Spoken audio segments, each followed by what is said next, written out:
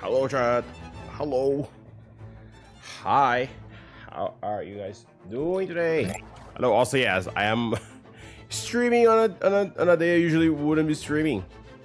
But yeah, just because I didn't want to check this video, and considering what I'll be streaming next week, it would be a little awkward. Like, I wouldn't have like a proper time to like do this early. Oh, Skelly Gaming Rio. Hello to stream. Welcome. How are you doing today? How are you doing? Yeah, so we're doing this today.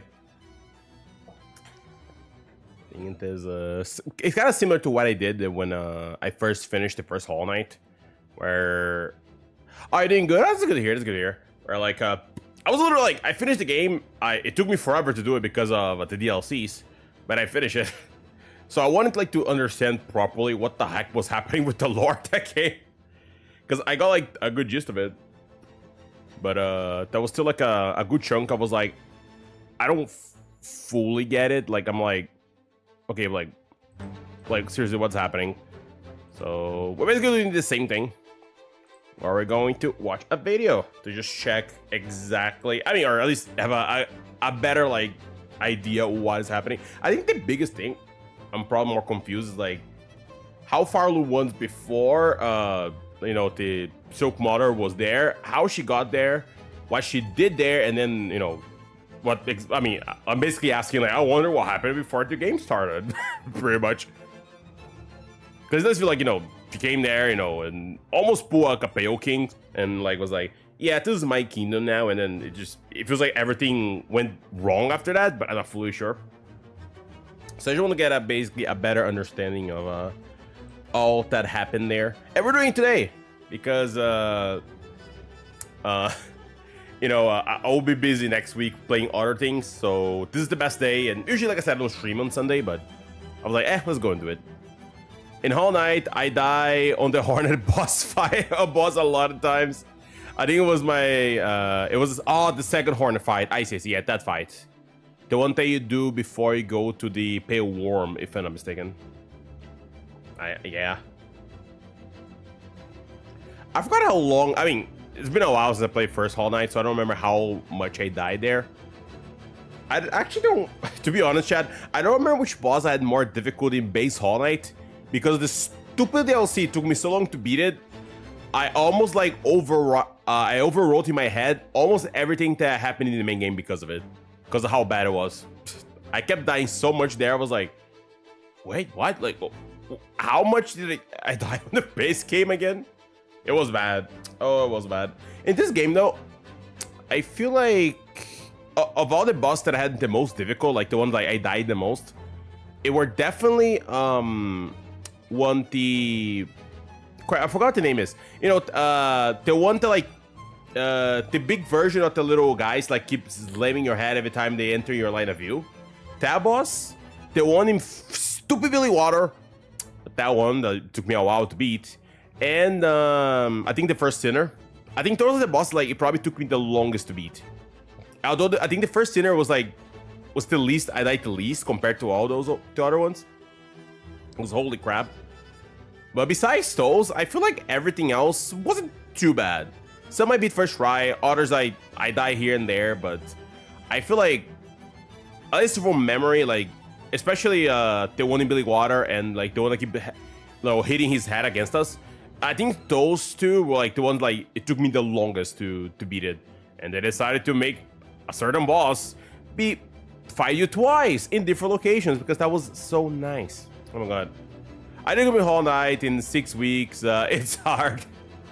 Yeah, like I feel like Hollow Knight is one of those games where I don't think it's for everyone, that's for sure. Even as a Metroidvania, I think is fairly hard, and Silksong honestly is even harder than the first game, especially early on. I feel like it can definitely be really like rough, especially if you've never played the first Hollow Knight. It's definitely not a game that, you know, everyone can play it. I feel like I remember, I think some people in chat saying, you know, how you know, they were trying to play it but they couldn't. Not everyone, of course. Some people just couldn't, but others like were, you know, having difficulty and struggling with some bosses, maybe with the way the game works. So yeah. And I think I even mentioned that like Silksong, like it's kind of rough for like if you start with Silksong, it's kind of rough, especially like if you never check Hollow Knight before. It's pretty. I didn't play a lot of Metroidvanias yet, so to say this, but Hollow Knight feels really versatile. Like the movement is really like the movement is really good. You have a lot of control in the air and like what to do and where to go, which is pretty nice. But then also, a lot of platforming and like the way you like jungle bosses that can, be frustrating depending on how you play and how good you are at these types of games. I like to believe I'm relatively good in this game. Like, I'm not like amazing, but I'm not like bad at it either. At least I tell I tell that to myself. So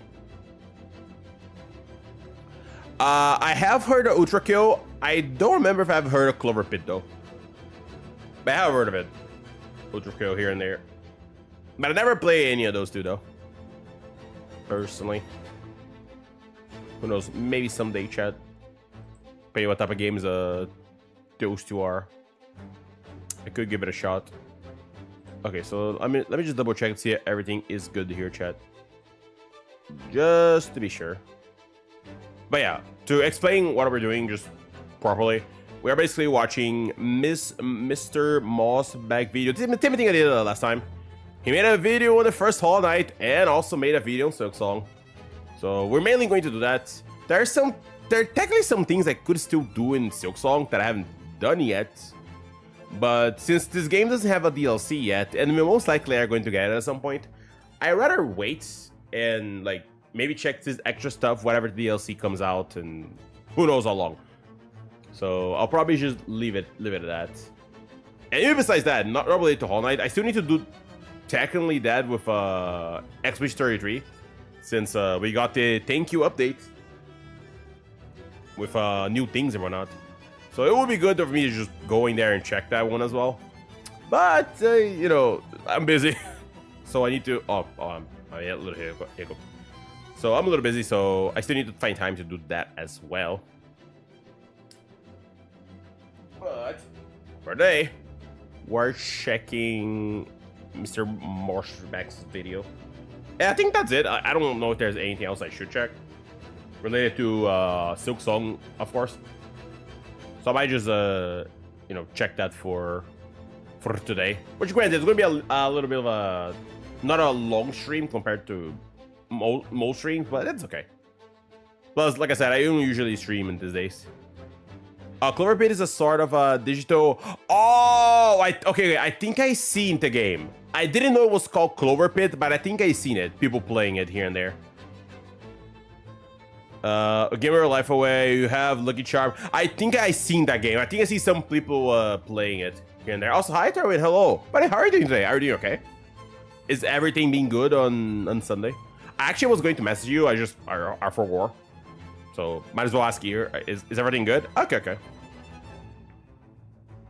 Oh, hi Akari. Hello. Hi guys.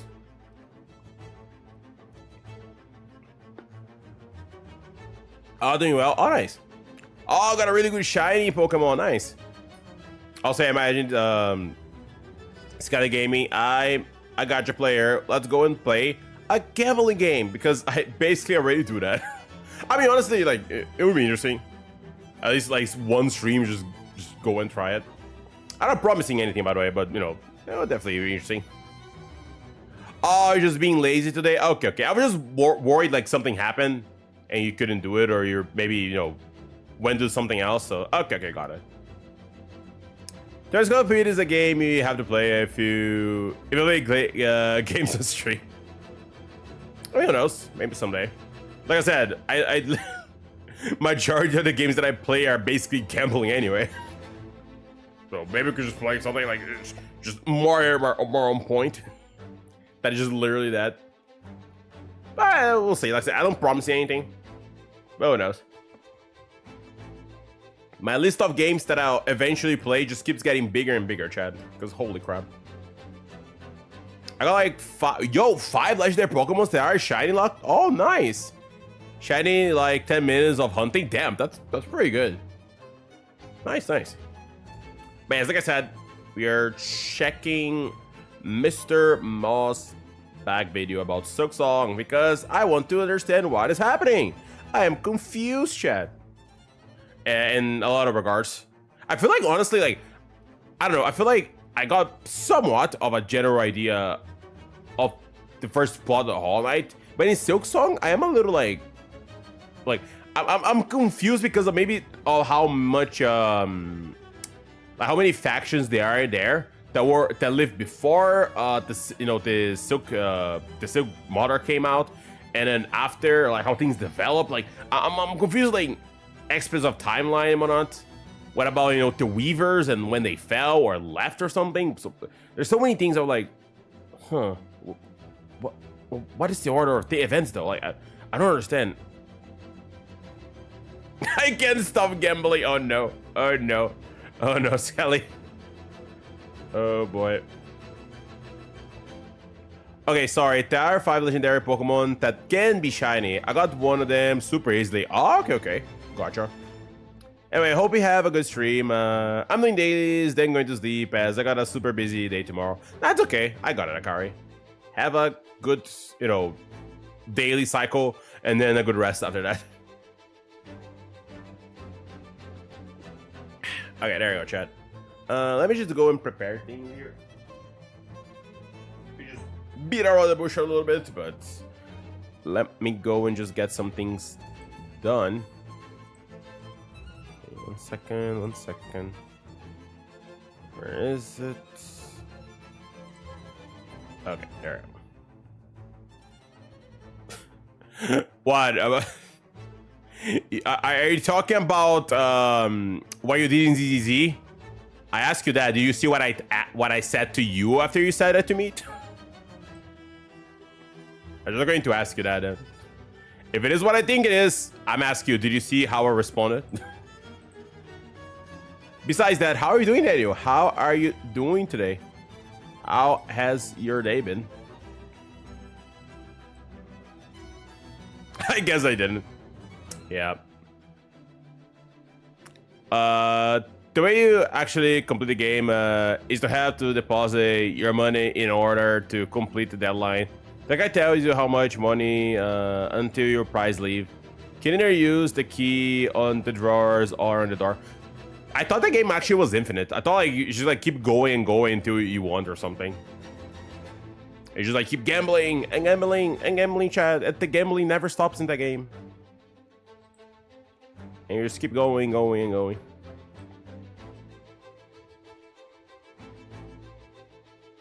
It didn't notify me that you replied. Yeah, I think I saw that around the moment that you posted, so I was like, oh dear. And I was like, yeah, let me just reply that. Oh, there are even endings to it. Ooh, okay. Definitely something interesting. Alright, I put the video here, chat. So, okay, look at this.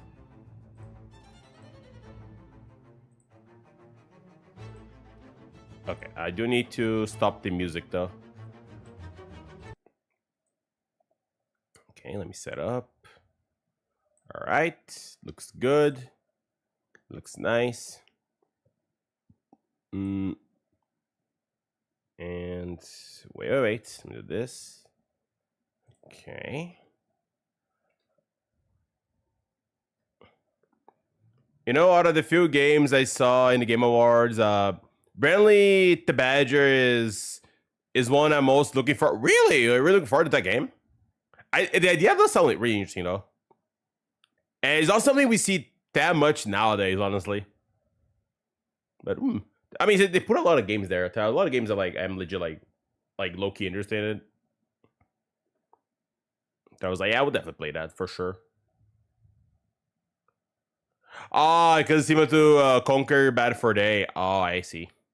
Yeah, we don't usually get a lot of, like, platformers, like 3D platformers like that, these days.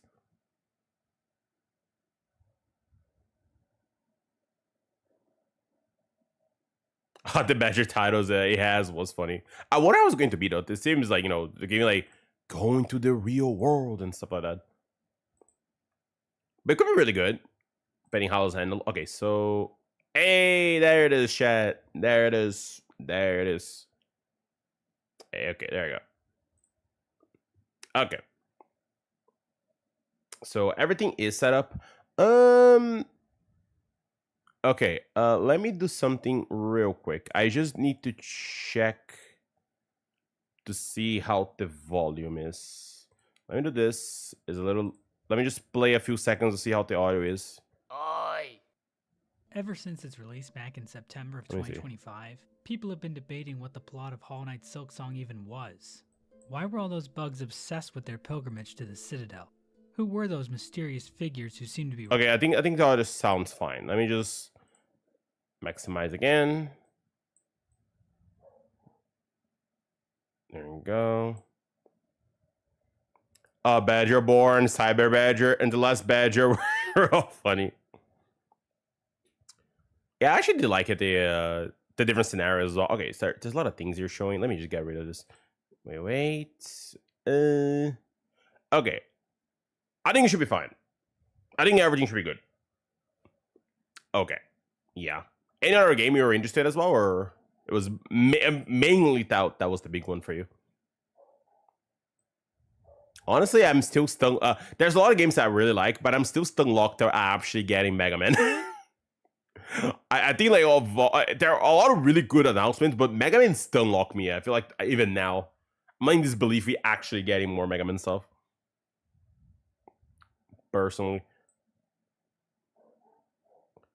I think it's why people like the playroom enough to that a full game was made of it. I guess so. Yeah, it was like the lack of platformers in recent memory, pretty much, or at least the lack of good platformers.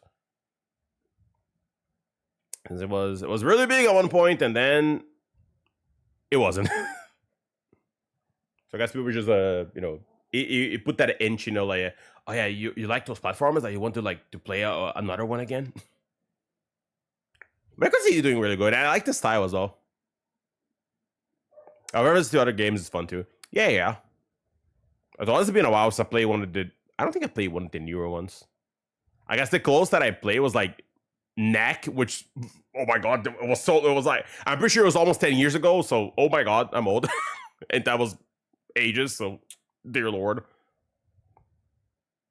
Even though there's a lot of comment in the game, it's not like that much. I mean, there's platforming, but not that much platforming. But yeah. Besides me playing Crash, but Crash is like I guess Crash 4 counts. Yeah. They play a little bit of Crash 4. And the Insane trilogy, but besides those like newer ones, nah, I don't think I play any of them. All right, chat. Everything I think should be okay.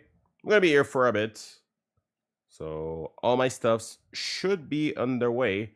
I'm going to probably pause the video if I need to. The settings should be nice. If the volume is a little low, by the way, can you just tell me, please, just like as a heads up. It should be good for me, but just a heads up, like if for some reason it is not as it should, just give me a heads up. But yeah, anyway. Let me go and just start here then.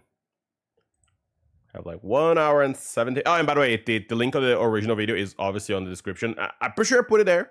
If it isn't, I'll probably fix later, but at least it should be there. But anyway, let's go and start here.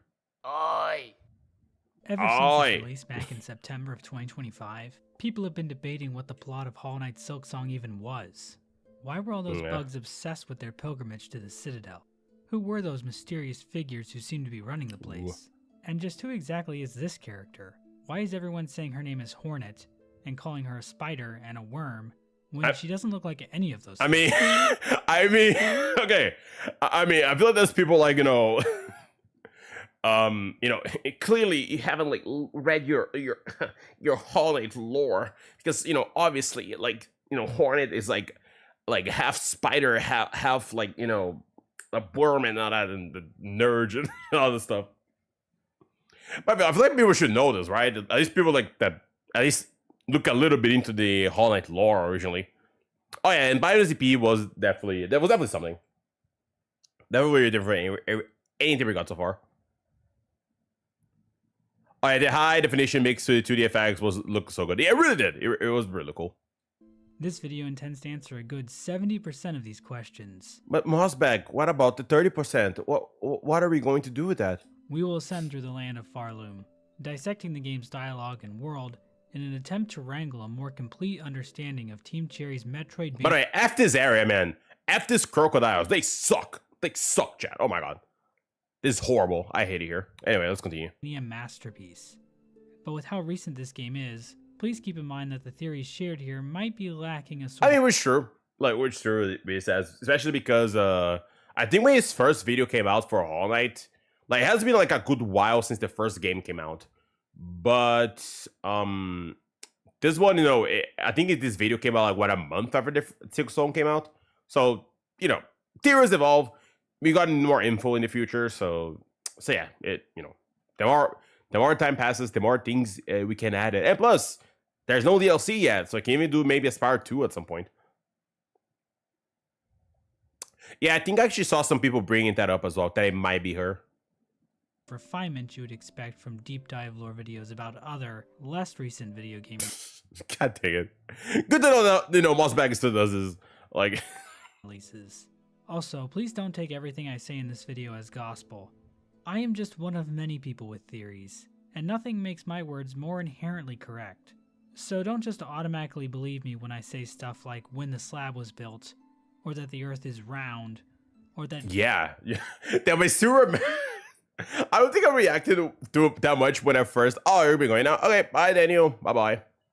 See you around, But I think I remember, like, that... crap, it wasn't his video. No, I think it wasn't. I think it was someone else that they make a joke about, you know, like about like, oh, you know, like if you believe like the media, you know, like the world is like round and all that. God dang it. But yeah, oh dear. Also, let me check here. Okay. 1 second. Sorry, I was just checking some things here. Oh yeah, by the way, Turian, can you check for me if the audio is good? Now is actually a really good time to be investing in Ethereum. Like if it's good? Oh my god. And this video will contain massive spoilers. Not only for Hollow Knight Silksong, but also Hollow Knight. Yeah. In fact, you kind of need to know a lot about Hollow Knight's story to really appreciate the story in Silksong. No, don't worry, Mr. Mossbag. I know my lore. I watch the videos. I watch some other stuff. I have a general idea what happened in the first game at least, so don't worry about it. So if you need a refresher on Hollow Knight's lore, be sure to check out my Hollow Knight lore video first. This video also contains massive spoilers for the hit 2004 film, Shrek the Third. So if you need a refresher on Shrek... Oh no, Chad, you need to be careful, you know, just to be sure. Remember to watch Shrek 2 when, you know, you're doing your stuff. Shrek the Third's lore, be sure to check out my Shrek the Third lore video first. This is the somewhat complete lore of Silksong. Oh boy. Gotta love it, Chad. The story of Silksong begins with Silk. More specifically, Grandmother Silk. Okay, that makes sense. Yeah. A higher being described as the primal source of all silk. Silk in the world of Silksong is spun from the soul of its creator, and has the power to heal wounds, extend life, and weave powerful runes. Grandmother Silk is also described as a pale being. What exactly are pale beings? Oh, we're going to get the same description as the first game. It's going to be a little different. I remember, like, yeah, it's like the router, and like we're just like saying the names. Some might have you believe they are great beings, worthy of praise above all others. But Hornet wouldn't necessarily agree with that assessment. Yeah. While pale beings are immensely powerful, they don't always have the best intentions at heart. Pale beings are usually mainly interested in total subjugation from the bugs living beneath them. Hornet, a bug who is half pale being from her father, the Pale King, explains, "Devotion or destruction. These are the only fates my kind allow." And Hornet doesn't hold the pale beings in her life in particularly high regard. She calls her father, the Pale King, a fool in the Wingsmold Hunter's journal entry. Let me see here. A critical strike of my father's fallen domain. Only a fool believes that void can be fashioned to do their bidding. Damn. Well, she said it. And she admonishes his wife, the White Lady, inside the Red Memory. So yeah, Hornet complains about pale beings in her diary, and also gets into arguments with them in her head. Which sounds pathetic, but she really does have a point. But this desire for control among pale beings was no different for Grandmother Silk. We don't know exactly what... But hey, Grandmother Silk has I call her Mother Silk, but you know, she does have a really good design, I would say. Her design is like really, really good. How? But at some point in the past, she appeared in the land of Farloom. And while we don't know the exact timeline, we do know her arrival led to the decline of other nearby civilizations. Yeah, just came around and mess up everyone's good time. Civilizations. One such civilization was an order of blade bugs and hunters, ruled by Crust King Khan. At the height of their rule, Khan's order occupied half of the lands of Farloom. It seems Khan and his warriors were one of the last groups left to stand against Grandmother Silk's influence. But by the time Hornet arrives in Farloom, Khan's kingdom has been all but forgotten, and his lands eroded by sand. Another group taking up residence in the land of Farloom was the Scar, a tribe of ants united in service under the powerful... But this like still for me is one of the best boss fights in the game. Like, holy crap. This boss fight was so freaking peak. Warrior Queen Scarsinger Carmelita. While Hornet can still find members of the Scar tribe during her time in Farloom, they seem lost without a true nest, and uncertain if the song they hear is still Carmelita's. Carmelita herself can still be found, but her form has withered, her power faded by time. Judging by her withered body, she appears to be about 28 or even 29 years old. Another force in Farloom... Wait, what? Wait, what was that age? I was like, wait, what? Was it like ages like in bug? Like for reals? I want to see, maybe it's true, but like, is he joking about it? Is Nihilith, a plant-like being responsible for sowing the first seed, which would eventually grow into the region of Farloom known as Shellwood. While Nihilith is gone by the time Hornet arrives in Farloom, Shellwood is still filled with life, not fully snuffed out by Grandmother Silk's influence. On the eastern border of Farloom was the land of Verdania, home to twin princes. In a bid to avoid destruction by Grandmother Silk's kingdom, one of the princes gave his life as tribute, but these actions proved futile, as Verdania fell to ruin anyway, leaving the land as nothing but barren caverns by the time Hornet finds them. In addition to these different groups within Farloom, there was also a town far above on the surface. When Hornet visits this town in-game, however, it is completely abandoned. Playing her needle in near one of the few remaining corpses reveals the following dialogue. Friends seduced. Sweet promises whispered. The weaving ones beckon. It seems the residents of this town were drawn down into Farloom by the actions of the Weavers, Grandmother Silk's spider children. Much like their mother... But it's interesting like how in Hollow Knight and Silksong, in a way, they kind of mirror each other in how the progression goes. How in Hollow Knight, we are above, basically, and like, not the most one, but we're above the area, then we go below. While in Silksong is the opposite. We are below, and we need to go to Citadel, and we need to ascend to it, so we go above. So it's really nice. Also, hi Ray, hello, welcome to stream. Welcome. How is your day? How are you doing there? How are you doing there? These spiders could... We're here checking the somewhat complete lore of Silksong today. You're surviving college 2 hours of sleep? Oh no. I mean, good luck doing that, but man, I'm sorry to hear that. Also, it's okay, Skelly, you don't need to apologize for not saying anything. It's all right. You can just chill here and chat if you want to, or, you know, you don't need to force yourself to say something if you don't want to say anything. It's okay, it's all right. Produce powerful silk from within their shells, and they even devise various tools and charms as well. Hornet herself is the child of one of these weavers, Hera the Beast. As for why Hera looks so different from the rest of the weavers... Yeah, I was actually wondering that, like, why does she look so different from, like, you know, the normal weavers that we saw in you know, in the, like, in visions of the past? Oh, you're working your assignment. Oh dear. I definitely have been there, though. The game never really explains. She's just a weaver that doesn't look like a weaver. Similar to how there are humans who just don't look like humans. Oh my god.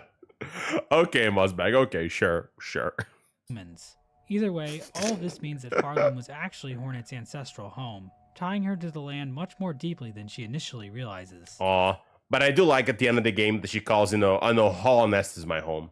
You know, it was such a good speech. I was like, I love it that she's saying that. But what exactly were the Weavers doing in Farloom in this time long before the birth of Hornet? And what were these sweet promises they whispered to the bugs of the land?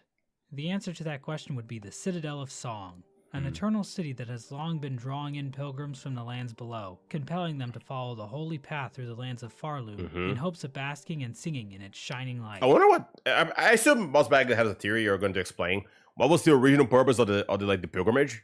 Like, what was the, you know... What was the reason for it before, you know, everything just crumbled and died and all that? Pilby, the little pilgrim, explains, "Our holy land calls on us. To journey up is our greatest task. Who are we to refuse? Guided by faith, we climb through flaming fields, across rolling moors, and up great gilded steps. Also, chat. Reach that eternal, shining citadel. But god dang it. I was going to say earlier, I'm a little like, damn it. I really wish they talked about the, like, how was the, like, Farloom before Grandmother Silk came around? But I guess, we don't know nothing about it before that, so a little unfortunate, unless Mossback has more info later, but oh well, it is what it is, I guess. Even when Hornet arrives in Farloom, the call of the Citadel still pulls in pilgrims. As the chapel maid explains, even now, in Farloom's long decline, the simple bugs, they're witless before it. Too grand, too majestic, too powerful. One possible example of how the Weavers pulled in pilgrims was through the creation of these bells, located in bell shrines all throughout Farloom. Yeah, it does seem like it pulls them, like, it attracts them how, the dude all the way in the shrine says it, the first shrine. How, it calls to them, so they get around, group around it. Which makes sense considering the cities that we saw, like the little settlements. They're all around bells and whatnot. When Hornet rings one in Songclave, the caretaker admonishes her, saying, "That bell is rung out far and wide. The wretched and the lost will have heard its call. They'll be making their way here now." This exact same bell design can be... Oh, chat, one second, my bad. Just a bit, wait, 1 second.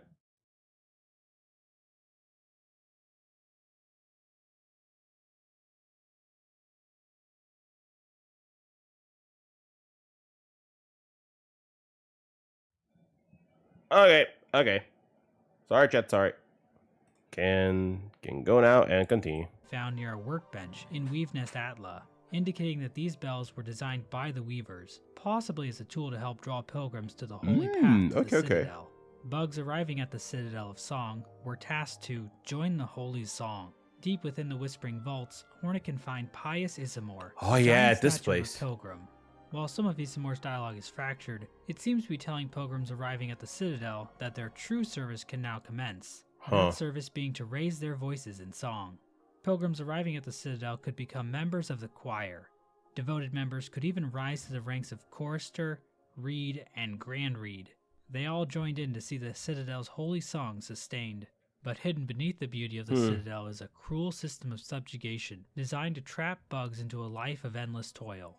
As Hornet explains, these poor bugs, all are victim of the Citadel and its insidious attraction. This place draws them up into its maw, only to consume them utterly. A good example of this can be found in the Underworks. Yeah, it was still wild to me when I went there and I was like, wait, they have less like rosaries because they're underpaid. I was like, wow, that was such a good design like idea to do.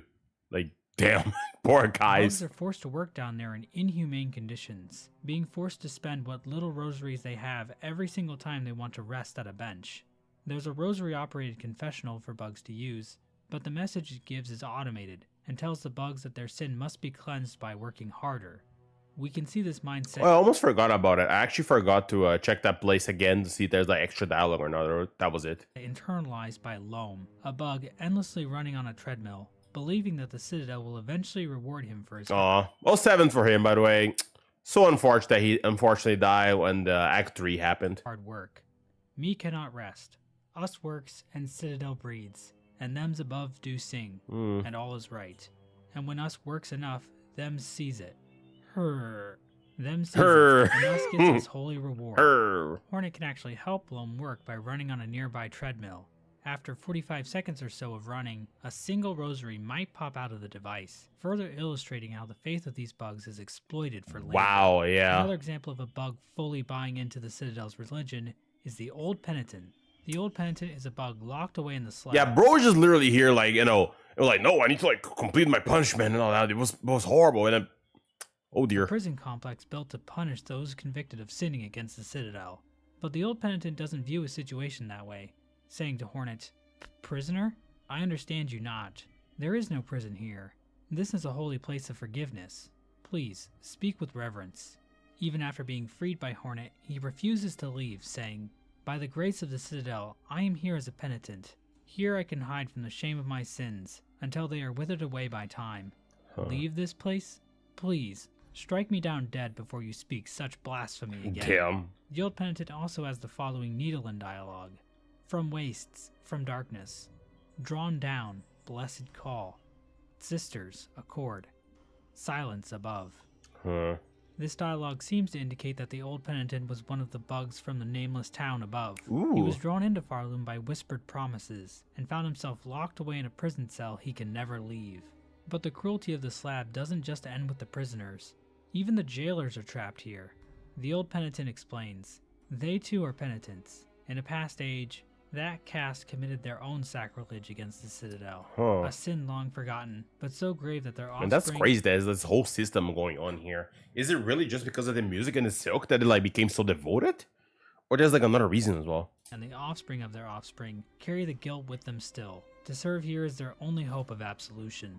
The fate of the Guardflies makes clear that the Citadel is just about using guilt and sin as justifications to force bugs into endless servitude. Hornet is generally a fairly nice person, always trying to help people. Which is really nice. I really like what a nice bug Hornet is. And do the right thing. But even she has no sympathy for the Guardflies.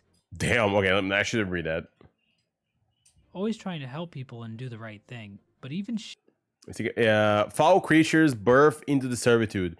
Their plight elicits no sympathy from me. Damn. She has no sympathy for the Guardflies. And the less these gruesome bugs breed, the better. Holy crap. Yeah, Hornet is like a crap about them. Genuinely wants them all dead. She's like me with grubs. Given what can happen to Hornet during the events of Silksong, I can't really say that I'm surprised she feels this way. I'm sorry to say this, Mossbag, but I'm not like the other players. I'm just not like that, so I never got captures, so I don't know what you're talking about. Hornet even hopes that killing the matriarch of the jailers, Broodmother, will end their race for good. Holy, I should have read some of this angel. Like, holy crap, that's like crazy. With this one vanquish, I hope to have sped the end for the J-Wins distasteful order. Ugh. I mean, to be fair, like, it's not like, you know, they're basically just, you know, living and like, you know, they're being born to just like keep jailing people and like, you know, keep up this prison that in a kingdom that is already dying anyway. So, you know, not, you know.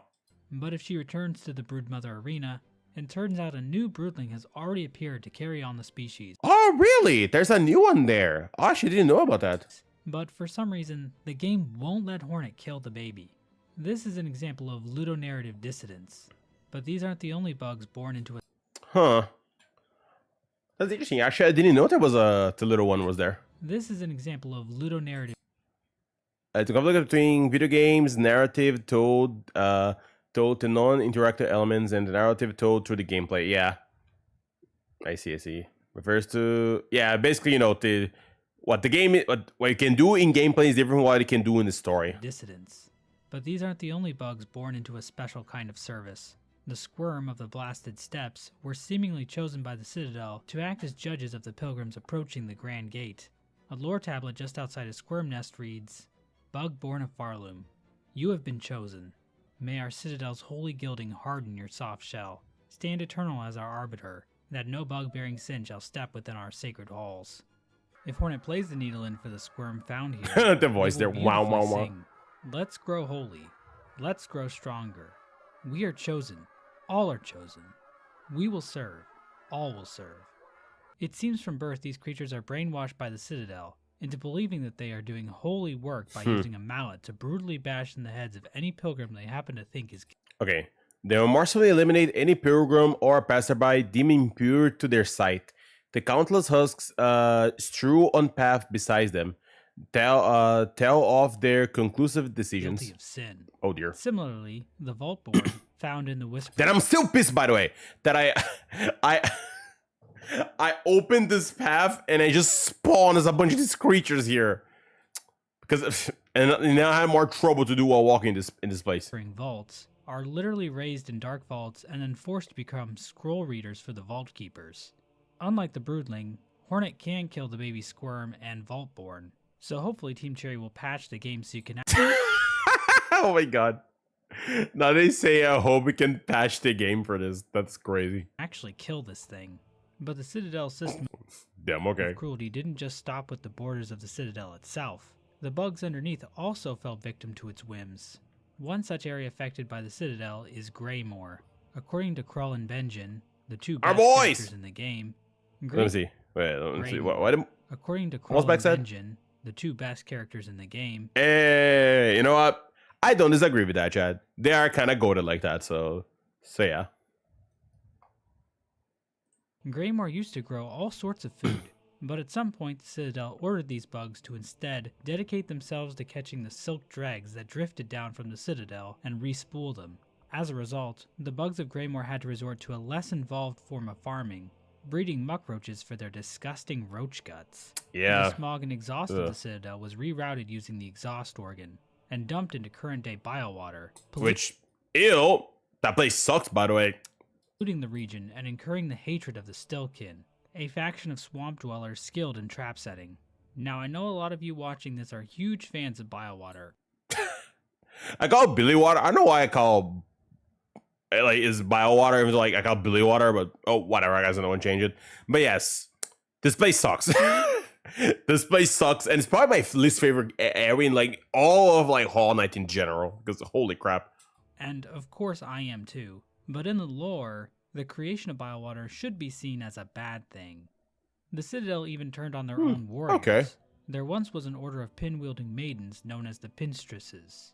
As the last remaining member of the cast, hidden away at the edge of the blasted steppes, explains, "Our Grand Citadel learnt well from the training of Pinstresses past. Then it went and turned those teachings upon us. Despite our superior skills, our numbers have always been few, and their strength overwhelmed. Of my once revered order, only 2 of us remain, wormed away in Farloom's forgotten corners, and my Pin sibling, she's lost herself to more peaceable pursuits. The only other living member, Seamstress, has given up her violent past, instead turning to stitching and sewing, but the decommissioned automaton near her home indicates that she was indeed a powerful warrior at some point. Hey! Oh, there's nice detail there, nice. In the putrefied ducks, but she's long dead by the time Hornet finds her. Oh, also... I don't. Maybe I found her, but I'm not remembering. Like to dial. Maybe I didn't, but that's unfortunate.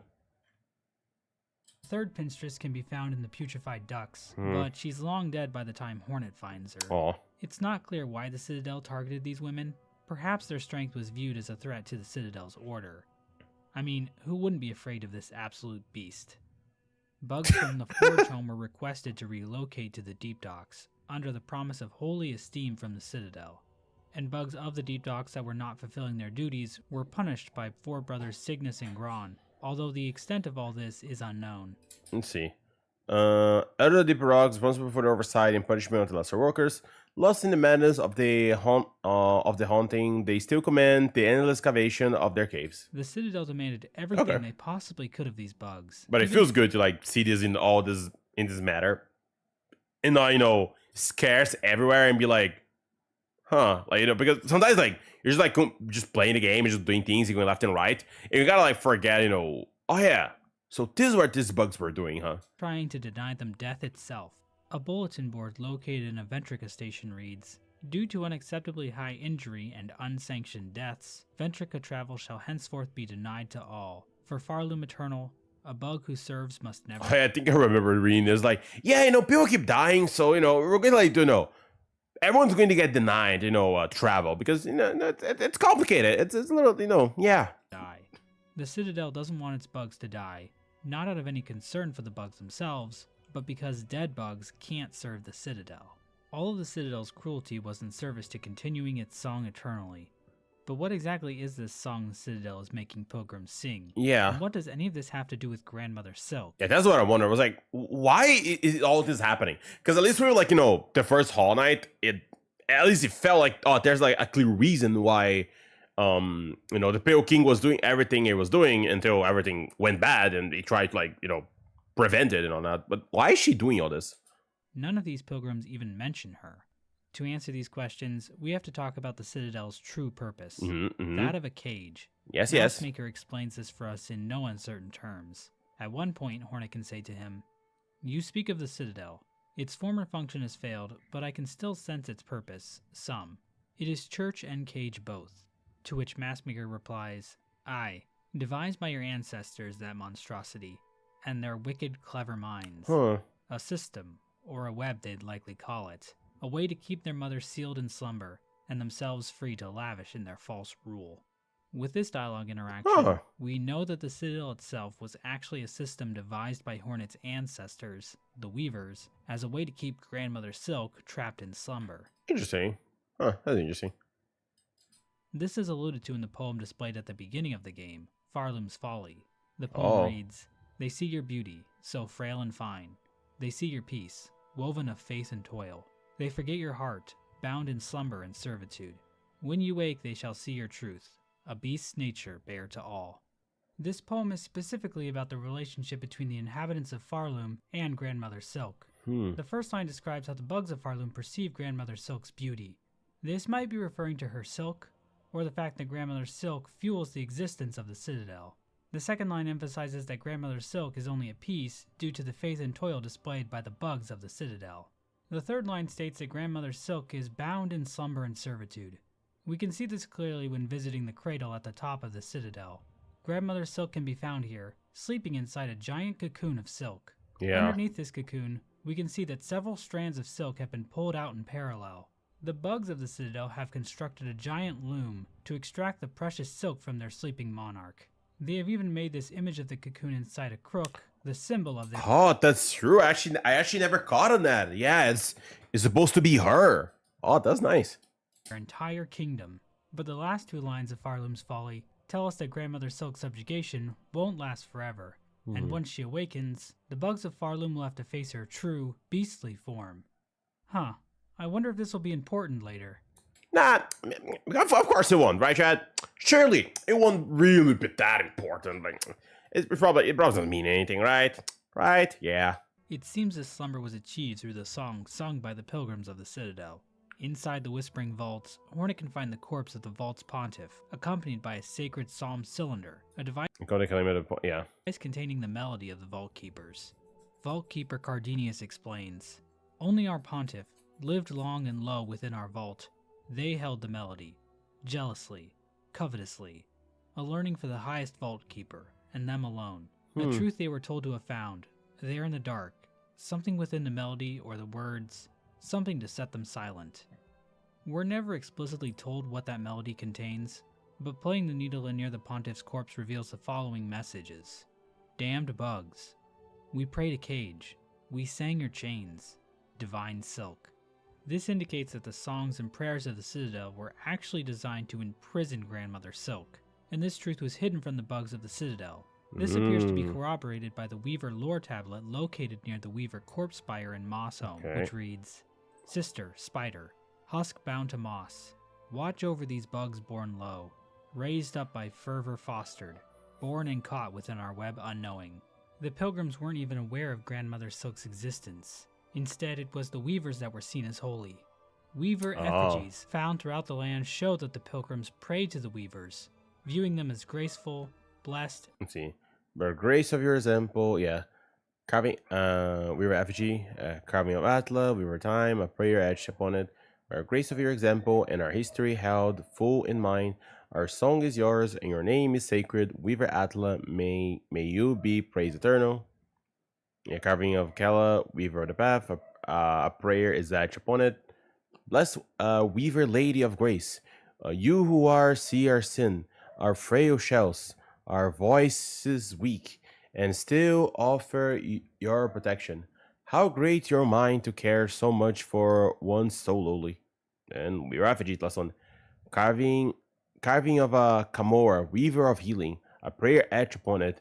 Weaver, heal my sons, their fearful hearts, their limbs that shake at the climb to come.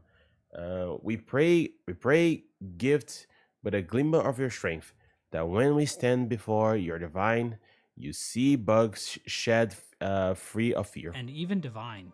Even by the time Hornet arrives in Farloom, massive burial spires dedicated to the Weaver corpses can still be found, with plaques built by the pilgrims stating that they offer song to the Weavers eternal. Even some of the inhabitants of the Citadel hold deference to Hornet, referring to her as a first child. But why exactly did the Weavers turn on Grandmother Silk in the first place? Was she just a really callous and cruel monarch? similar to Lord Farquaad in the 2001 Oh boy. hit film Shrek 1. Our best glimpse into what life looked like for Yeah. the Weavers while living under Grandmother Silk is from the memory of Widow, the only Weaver still alive in Farloom by the start of the game. After defeating her, we see a memory of the Weavers playing harps as Grandmother Silk watches over them. The following dialogue then appears on screen. For her light, eternal. Our song sustains. We know that Grandmother Silk does want song, as the Silkheart memory in Whiteboard says the following lines. Their voices, their song, to devote, eternal. They are ours, bound forever. So before the Citadel, the Weavers had to sustain song for the Monarch eternally.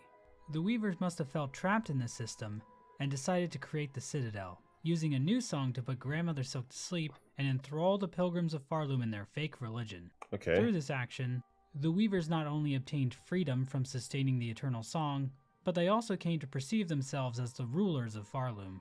The harps the Weavers first played the eternal song on for Grandmother Silk can still be found in the cradle, fallen completely into disuse. Oh, a thread memory of that's what Widow it can was. be found here, Okay. likely because she is the only Weaver still loyal to Grandmother Silk, but we'll talk about her more later. Ooh. Okay, okay. Aside from Widow, another Weaver Hornet sort of meets is a being known as First Sinner.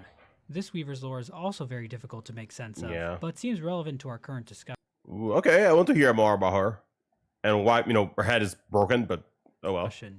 First Sinner can be found locked away in a cage sealed with runes. Inside the cage, a Weaver corpse can be found. She offers to bind her strength to Hornets, but unlike the other corpses, this action actually awakens First Sinner, who tries to murder Hornet. However, this fight appears to take place in some kind of memory, as opposed to in real life, since dying in this fight doesn't spawn a cocoon. So it seems First Sinner is just a memory here, not actually alive. If First Sinner is defeated, Hornet witnesses a memory from her revealing the true nature of the Weavers. It seems Grandmother Silk actually evolved the Weavers from Farlids, common bugs found in Farloom. First Sinner reflects on this revelation saying, "She called us daughters. She called us divine. She lied." Hornet even mentions that the Farlids remind her of herself in some way. Okay, let me go read that one then. She lied. Hornet even mentions... Yeah, something in their assault reminds me of my own skill.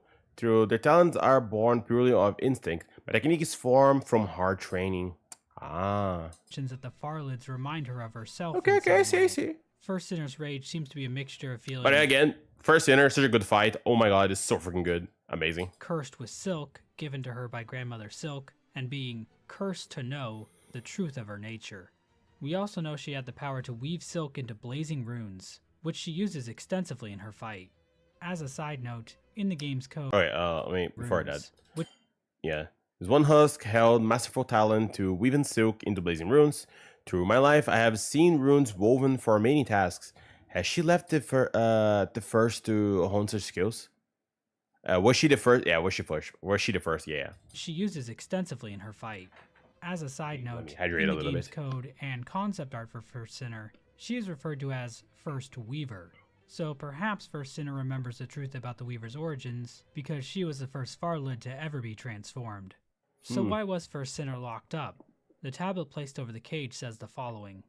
Penitent, first of the first, guilty of the sin of apostasy, penance by constriction, absolution denied. One possibility is that First Sinner is the catalyst that set off the Weavers turning against Grandmother Silk. Okay. Perhaps she was imprisoned by Grandmother Silk for calling her a liar and revealing her secret, and this convinced the other Weavers to turn on her too. At one point, First Sinner mentions, "Our Silk, our rage," perhaps implying that she led the first resistance group against Grandmother Silk. This interpretation That's really gives us possible. a good motive for why the Weavers turned on Grandmother Silk, but I have a few issues with it. We are told the Citadel was devised by the Weavers, and describing First Sinner as a penitent feels very much in line with the Citadel. They are the ones who came up with the entire faith and toil system, not Grandmother Silk. Second, if Grandmother Silk chained up First Sinner, why is she still chained up now? Why wasn't she free? God dang it. Hi, Veronica. Hello to the stream. Welcome. How are you doing?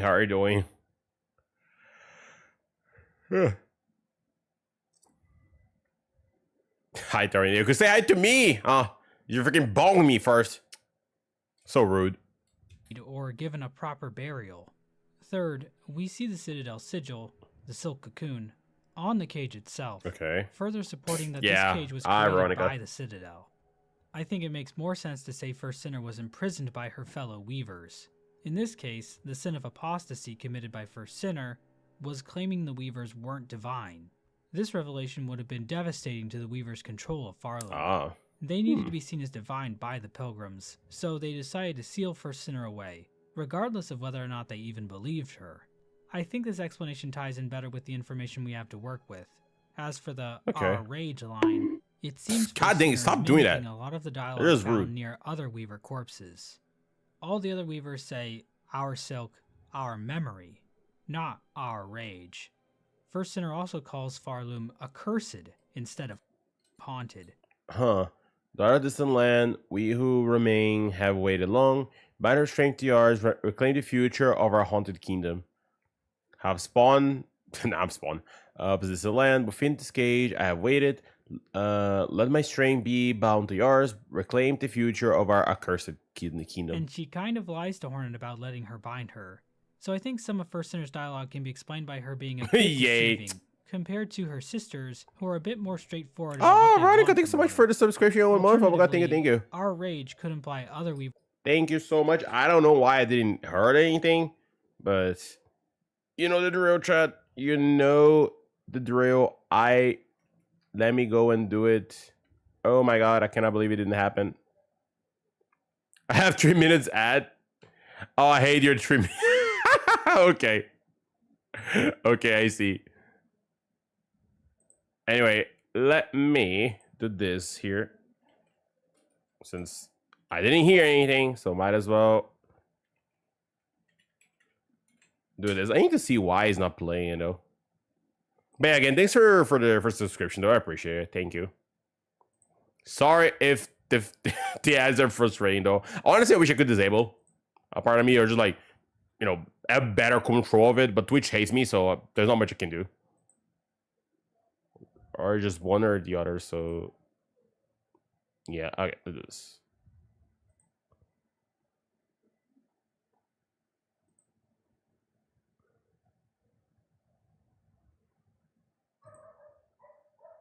Okay, let me see here. I think it's this one. Let me see if it's this one or not.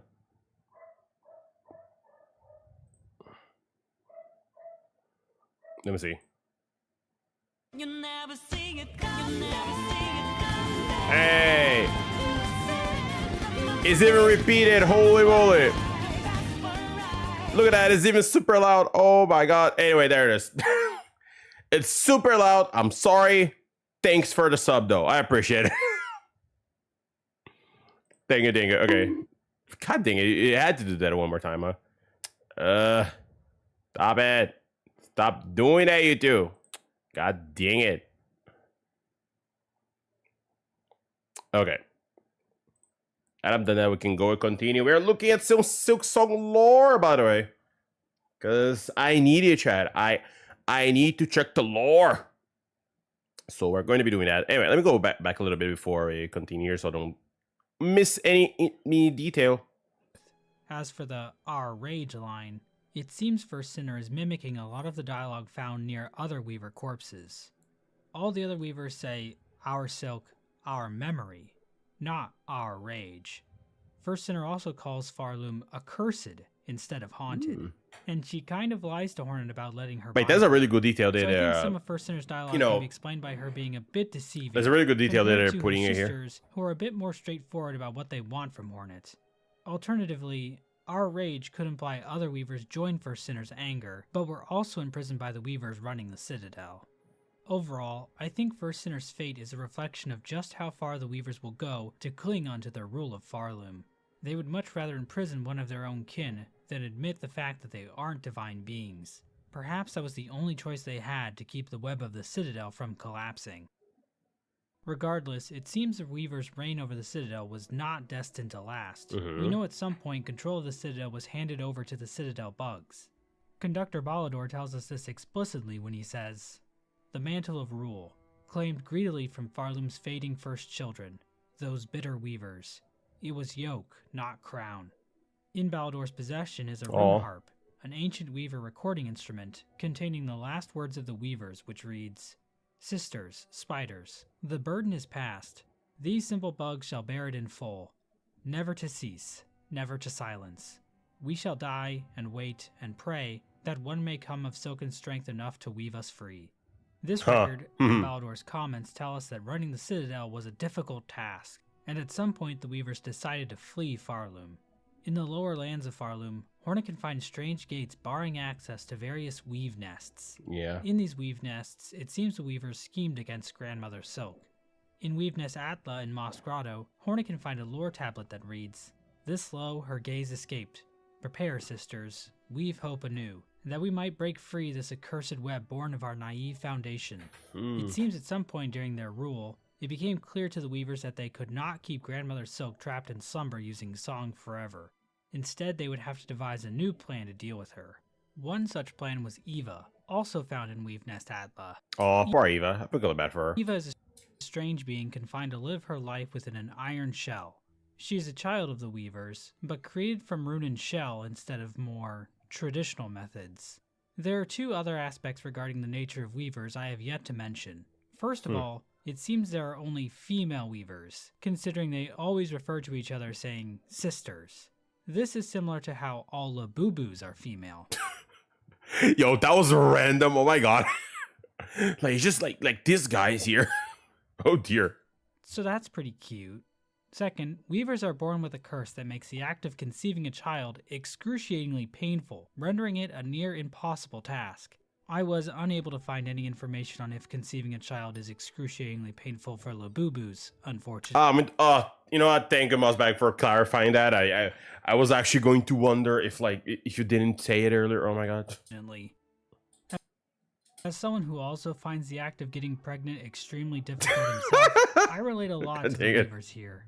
I suspect this aspect of their nature is due to Grandmother Silk, and the idea that she made them like this supports the idea that she only ever wanted the weavers so they could serve her. You might wonder why the weavers created such a cruel system with a citadel, but it seems they didn't have the best role model. But not all weavers were doomed to be barren. Horn explains to Eva that her mother was able to overcome the curse's limits, which sounds impressive until you remember there are dozens of little weavers running all over Deep Nest and Hollow Knight. Hopefully Team Cherry will explain exactly what's going on with these things, because as of right now, it makes me uncomfy. The weavers it makes me uncomfy. Makes me uncomfy, and that doesn't is good for my psyche. weren't too happy with their creation though. A rune harp found in Weave Nest Atla reads, "Hide her deep, the despised child, our shame shown in shell of iron. She is a wish cast vain, divinity mimicked in form too frail." It seems Eva was an attempt by the weavers to create a divine being capable of usurping Grandmother Silk, but she failed to be the powerful being they had hoped for. Aww. This is similar to the events depicted in the hit film Shrek 2, where Shrek and company created the giant gingerbread man, Mongo, who also tragically suffered Censor for Gore is crazy. from his form being too frail for the task assigned to him.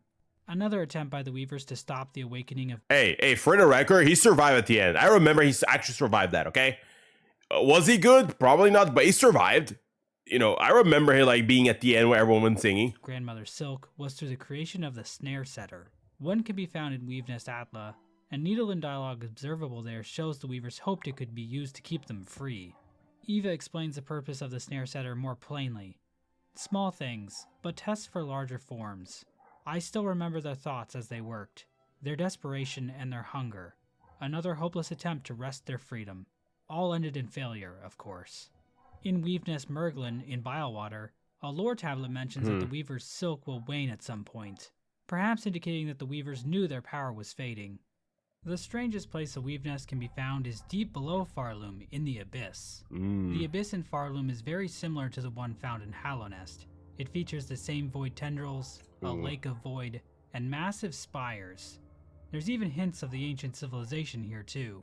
At one point, Hornet refers to the void as being below all things, perhaps indicating that no matter where you are in the world of Hollow Knight, if you go down far enough, you'll find the Abyss.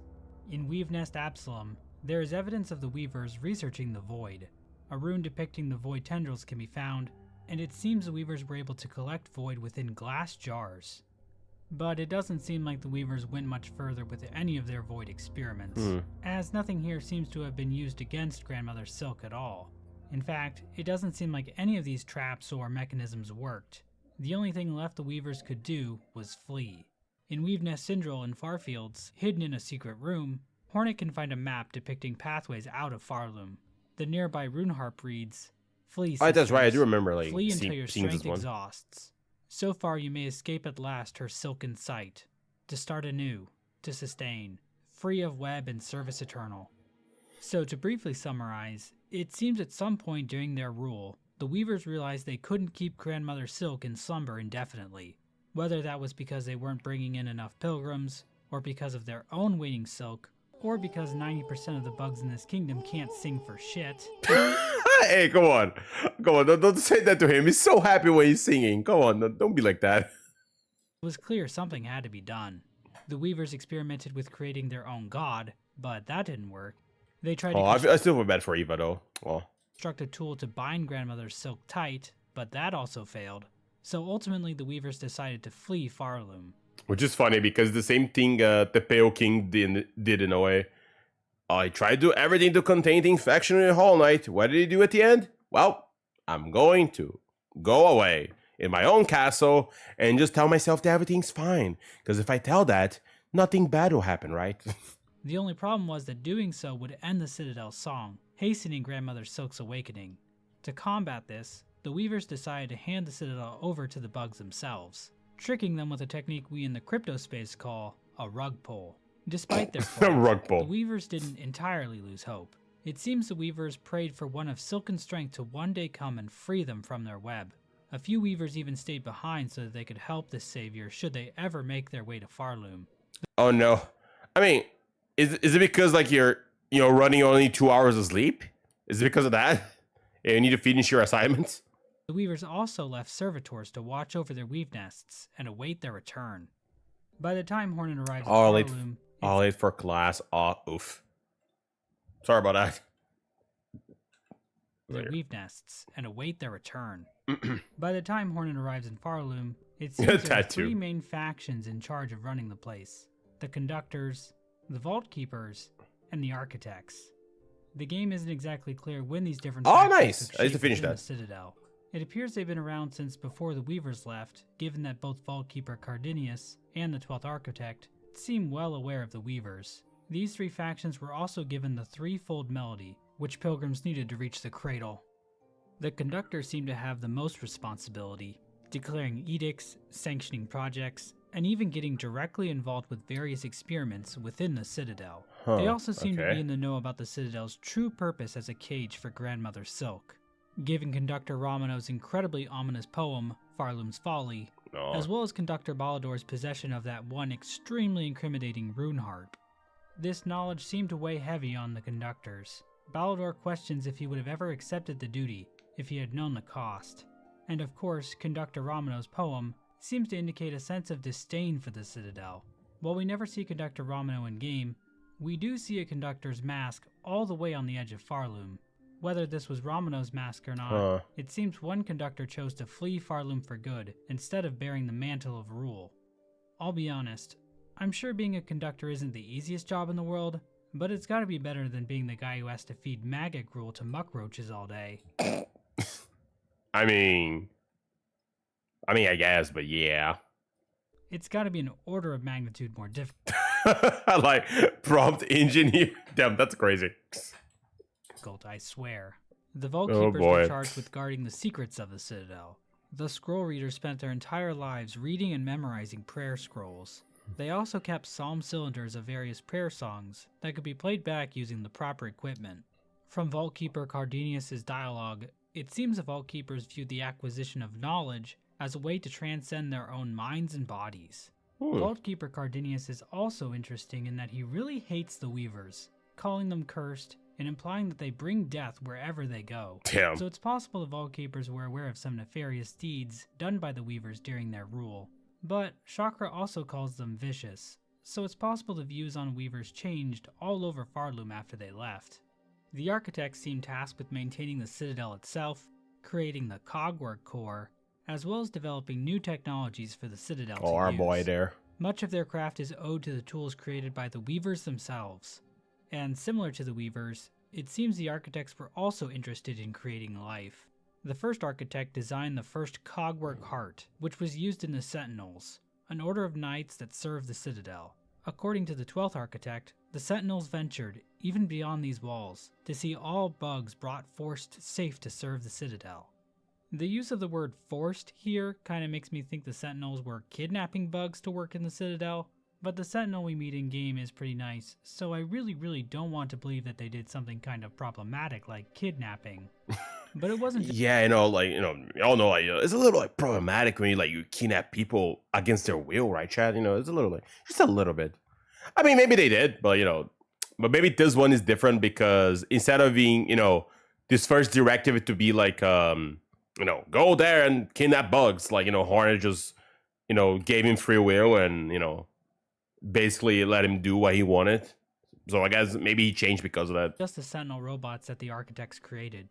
The numerous Cogworks enemies that populate the core of the Citadel also owe their construction to the architects. But the source of their power seems to come from somewhere else. Whenever one of these machines is destroyed, these strange white flies escape from their shells. These flies are never directly referenced by anyone in-game, but in the files they are called silk flies. And these things show up all over Farloom. But where exactly do they come from? I believe the answer to that question can be found in the White Ward, a sub-area of the Citadel that provided the setting for horrible experiments. It's here where bugs of the Citadel had silk injected directly into their shells. It seems this was done to extend the life of the bugs. The caretaker explains, "Just think of them greedily shoving the silk into their shells. The madness that overcame them. Eternal life for mortal bugs." The Citadel's reasoning for this can be explained by a lore tablet found within White Ward that says, "Oath of the White Ward. While song must be sung, none may falter. Infirmary, sickness, death, all are banished from our Citadel." In other words, we don't need any of that thing in here. The Citadel couldn't afford to lose bugs to death because they needed to continue singing the song, keeping Grandmother Silk in slumber. If bugs did die, their bodies were cremated so the silk could be recovered. This process of recycling silk over and over again caused the wills and pain of these bugs to live on through the silk, trapped in a state of torture even after death. But it seems the bugs of the White Ward went even further with their experiments. It seems the silk flies, found inside of the Cogworks bugs, were also created here. I am wondering, what is the moment I know everything collapses and it feels like the song is not enough to maintain Grandmother Silk, and then the bugs just start going crazy, even more they already were. Inside White Ward, we can find a strange device, referred to as a silk siphon within the game's code. Huddled around this device are these silk flies. That's what this place was. We can also see silk flies trapped inside this container, and an identical container can be found in the center of the silk siphon. One of these containers can also be found on the ground next to the 12th architect. Playing the needle in the silk siphon room reveals the following dialogue. One line in particular is interesting to me. "To serve, beyond shell." To the right of this room is a chamber filled with hundreds of corpses. A choral commandment can be found at the end of the room, which reads, "Bug of voice grown hoarse or shell fallen frail, you have been selected for duty most sacred. Become our light, our guide in darkness, that others worthy may climb to join the holy song." So it seems the Citadel was transforming the silk-infused souls of bugs into silk flies that could be used to provide light for the Kingdom of Farloom, as well as power the various automatons working within the core. Even massive constructs like the 4th Chorus. Right, that's right. Several dozen. They do appear for them as well. Given the silk flies seen on the 12th Architect's corpse after they die. I still feel so sad about it. I was like, I wish there was something we could do to 12th Architect. It seems the architects were also powered by silk flies. The only exception to this I found is the Cogwork Dancers, which we know were created not from the soul of a Farloom bug, but from the soul of one of the princes of Verdania. When speaking to the Green Prince after defeating the Cogwork Dancers, Hornet says, "His soul is now free from that shell of iron." It seems weavers were still in Farloom when the silk flies were created, since we can see a few of them in Weavenest Atla. We can even see some of them in the Carmelita memory, so it seems they've been around for a long time. We know that some things changed throughout the lifespan of the Citadel. Guess so, yeah. But it can be difficult to track down exactly when these changes took place.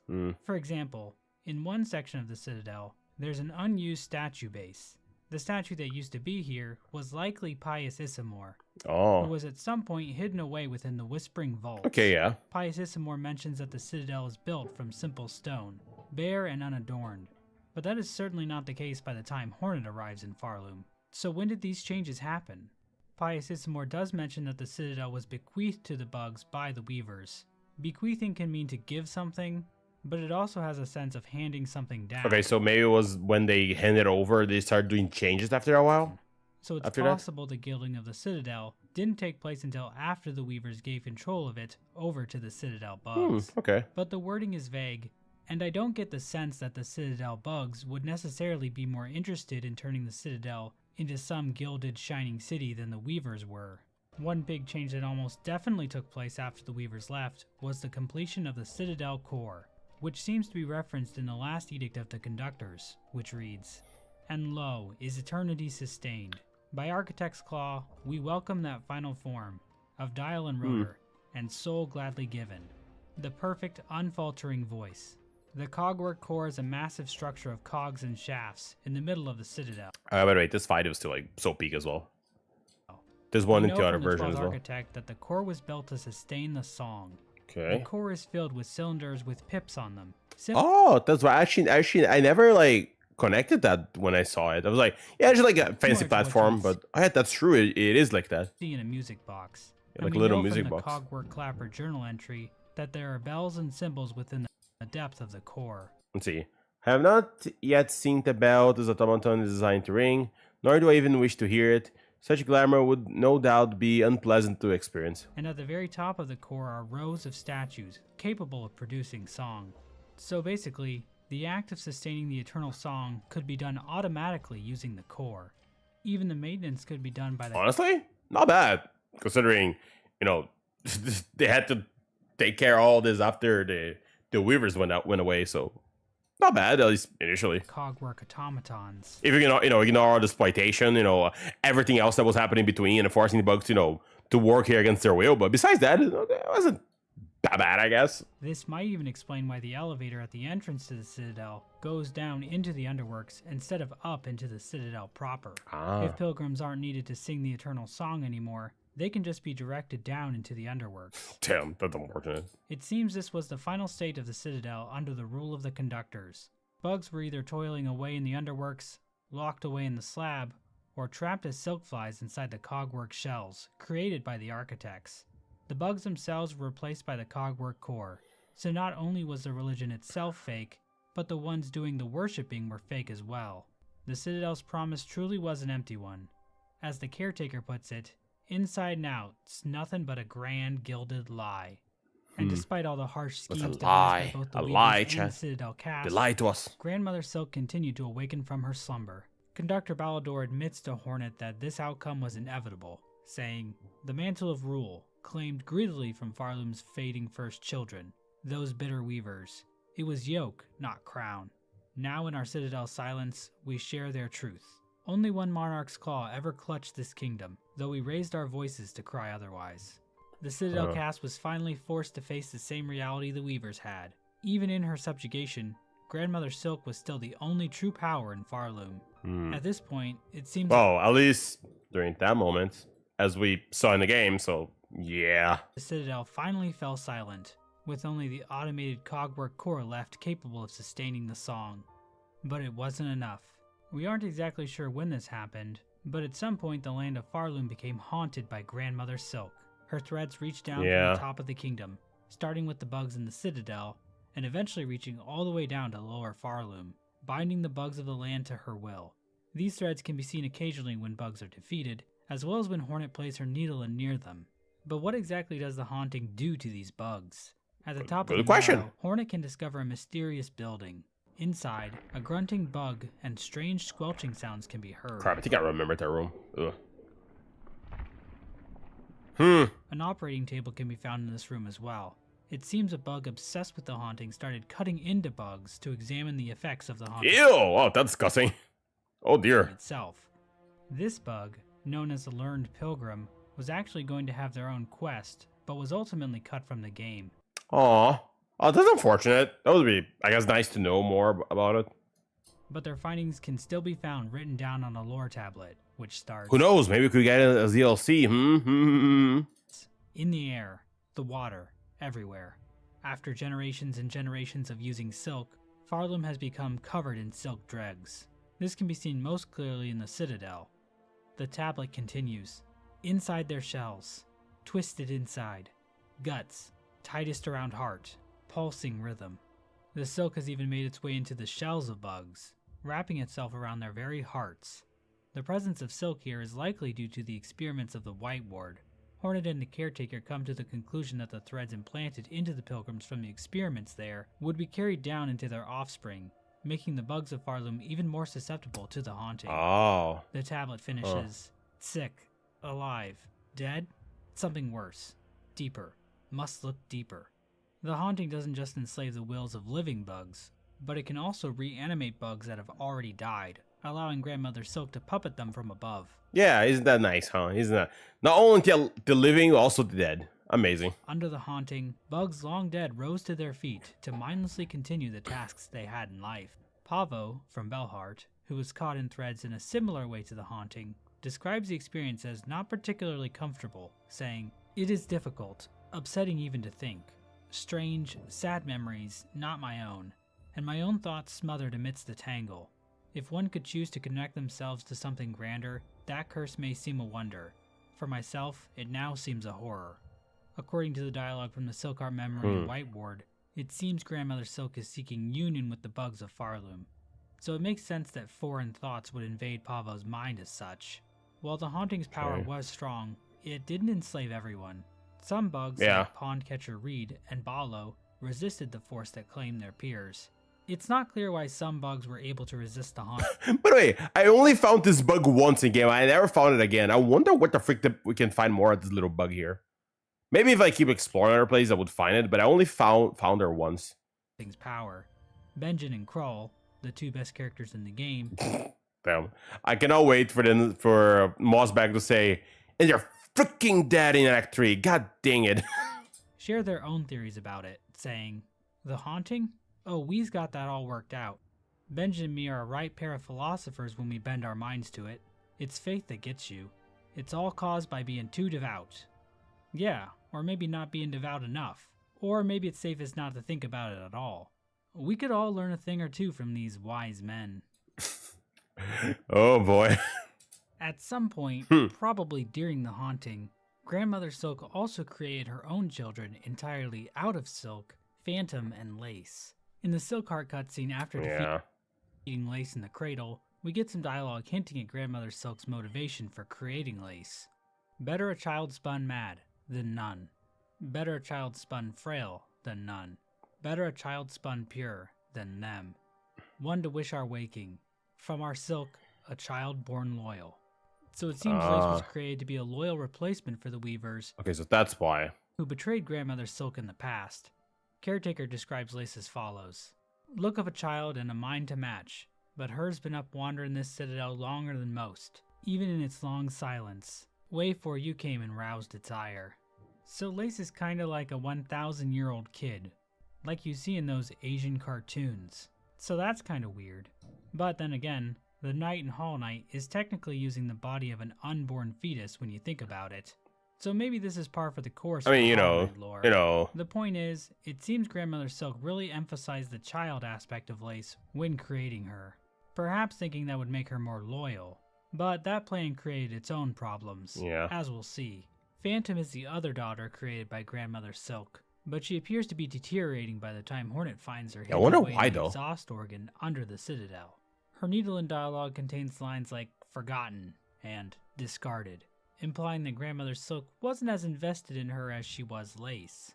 But despite their different stations in Farloom, Lace and Phantom share a similar tragic fate. Inside this area is an empty tank. Playing the Needle reveals a thread memory of Lace talking to her sister inside the tank. The dialogue reads, "She spun us to fade, She spun us to break. Why us, sister? Why us? Lace seems to resent her mother for her form, saying, "This weak, wasting existence. This was not life, just a husk shaped to act as a child." Lace's hunter's journal entry also claims that it would take a lot of silk to maintain Lace's form. So it seems Grandmother Silk's silk-spun children were fragile creations. Phantom has come to accept this by the events of the game, asking Hornet in her Needlin dialogue to free her from her fading fate. Lace, on the other hand, still isn't too happy about the whole being born frail thing. Huh. I wonder if this will be important later. Yeah. I wonder, huh? Maybe not. Maybe not. At some point during all this, choir bugs were sent out from Farloom to track down and retrieve the weavers and their kin. The cages used to transport these weavers can be found in the cradle, giving us insight into where they were captured. A frail bug with 1/8 weaver ancestry was found in the Sand Sea Waste. Another 1/8 weaver was mortally wounded and taken in the Black Barrens. And a 1/4 ancestry weaver was staked to serve and taken under the City of Steel. We can also find a Coral Commandment possessed by one of the bugs that kidnapped Hornet, which reads, "Full chamber to the kingdom of the White Worm. Claim the weaver in half part. Last of their line. Send strong with silk. Resistance anticipated. Quell with rune cage." What's interesting about this line is the phrase, "sensed strong with silk," which possibly implies that the weavers could be sensed from Farloom, possibly explaining how the locations of the weavers were known. It seems most likely that Grandmother Silk ordered these weavers captured. Her exact motives are never directly stated, but it seems likely to me that Grandmother Silk wants these weavers for their silken strength. Maybe she intends to bind these weavers to herself, making her even stronger. While we know several weavers were brought back to Farloom, only one can be found alive in-game, Widow. Widow is a pretty mysterious character in the lore. According to Hornet, her mask was forcibly removed, and heavy pins were stuck in her spine to keep her from making her own silk. Wow, okay, that's crazy. Widow is a fanatic for Heavy pins were stuck in the Let me go see the description again. Her body seemed a weaver, but her mask had been forcibly removed.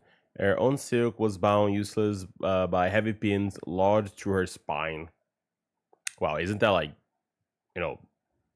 The Hornet, her mask was forcibly removed, and heavy pins were stuck in her spine to keep her from making her own silk.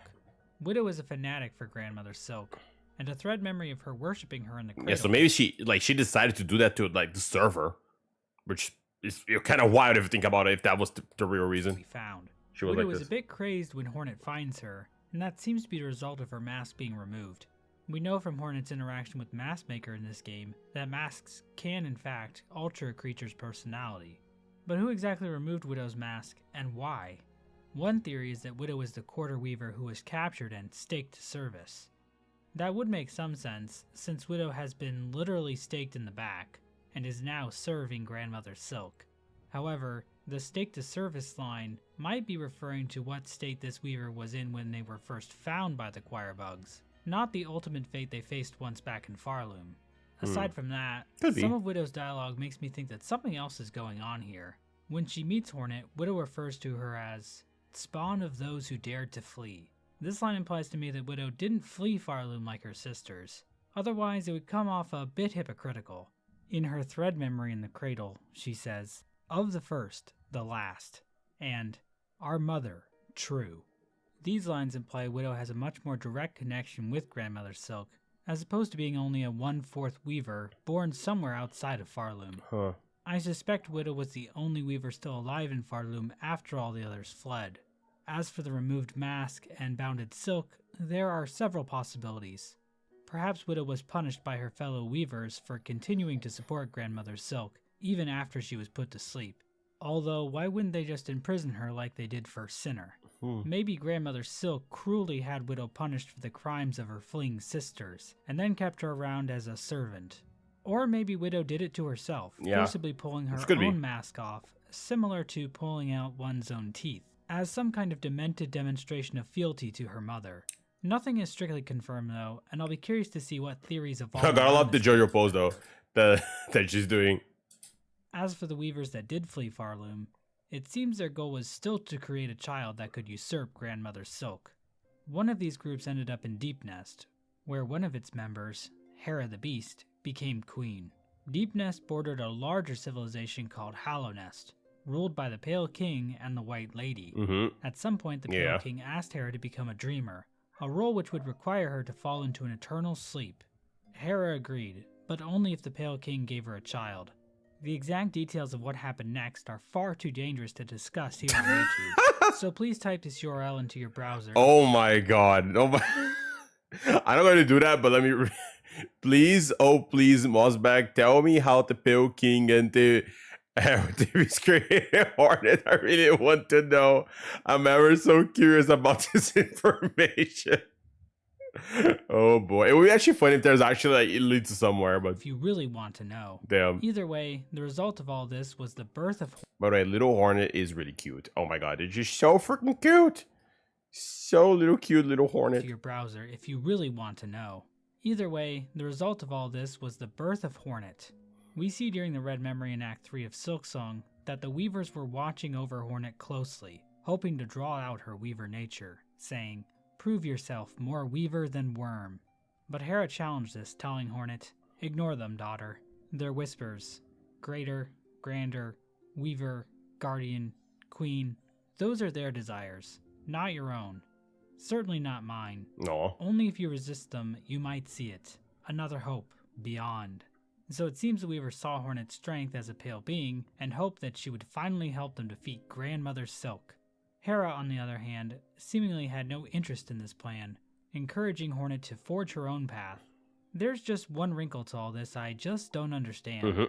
During the events of Hollow Knight, we see that the Weaver's den in Deep Nest is completely abandoned, save for one Weaver which can be spotted watching the night.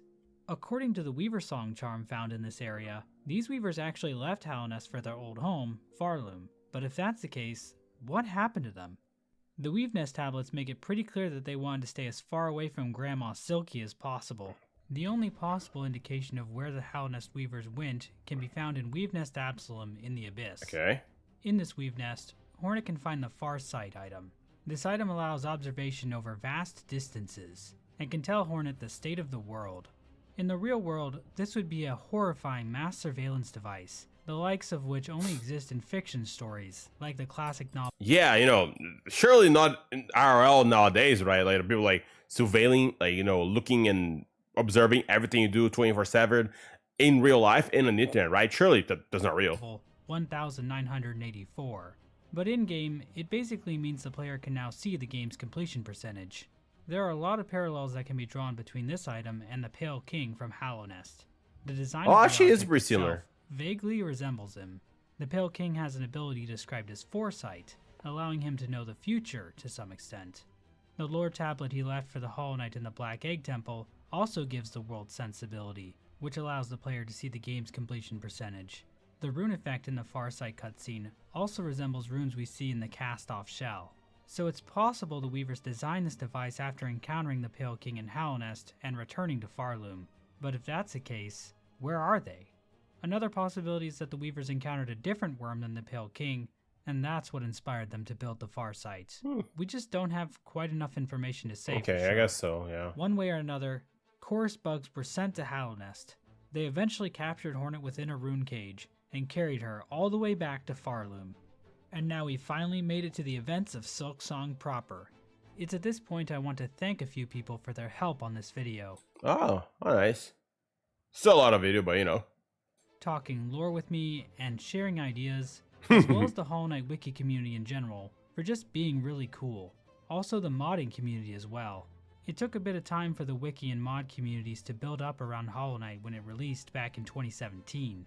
So it's been awesome to watch the community tear Silksong apart like a pack of ravenous hyenas on the Serengeti. It honestly I mean, to be honest, like they were receiving for this game to come out, so it's understandable. Like where's Silksong? Where the fuck is Silksong? Oh my god! So I guess it makes sense. The moment it came out, they were lost their mind. They tear Silksong apart like a pack of ravenous hyenas on the Serengeti. It honestly brings a tear to my eye, and I don't even cry that much anymore. As the party arrives in Farloom, a silkfly appears out of nowhere and breaks the rune on Hornet's cage. Hornet escapes from her captors and begins her long trek up to the citadel, telling the chapel maid, "Then I shall seek their citadel. If the veiled bugs would go to such lengths to bring me here, I intend to find out why." Heck Along yeah. the way, Hornet will meet beloved characters, such as Quiet Pilgrim, Fearful... Yo, that was... Yo, that was so... How dare you do that?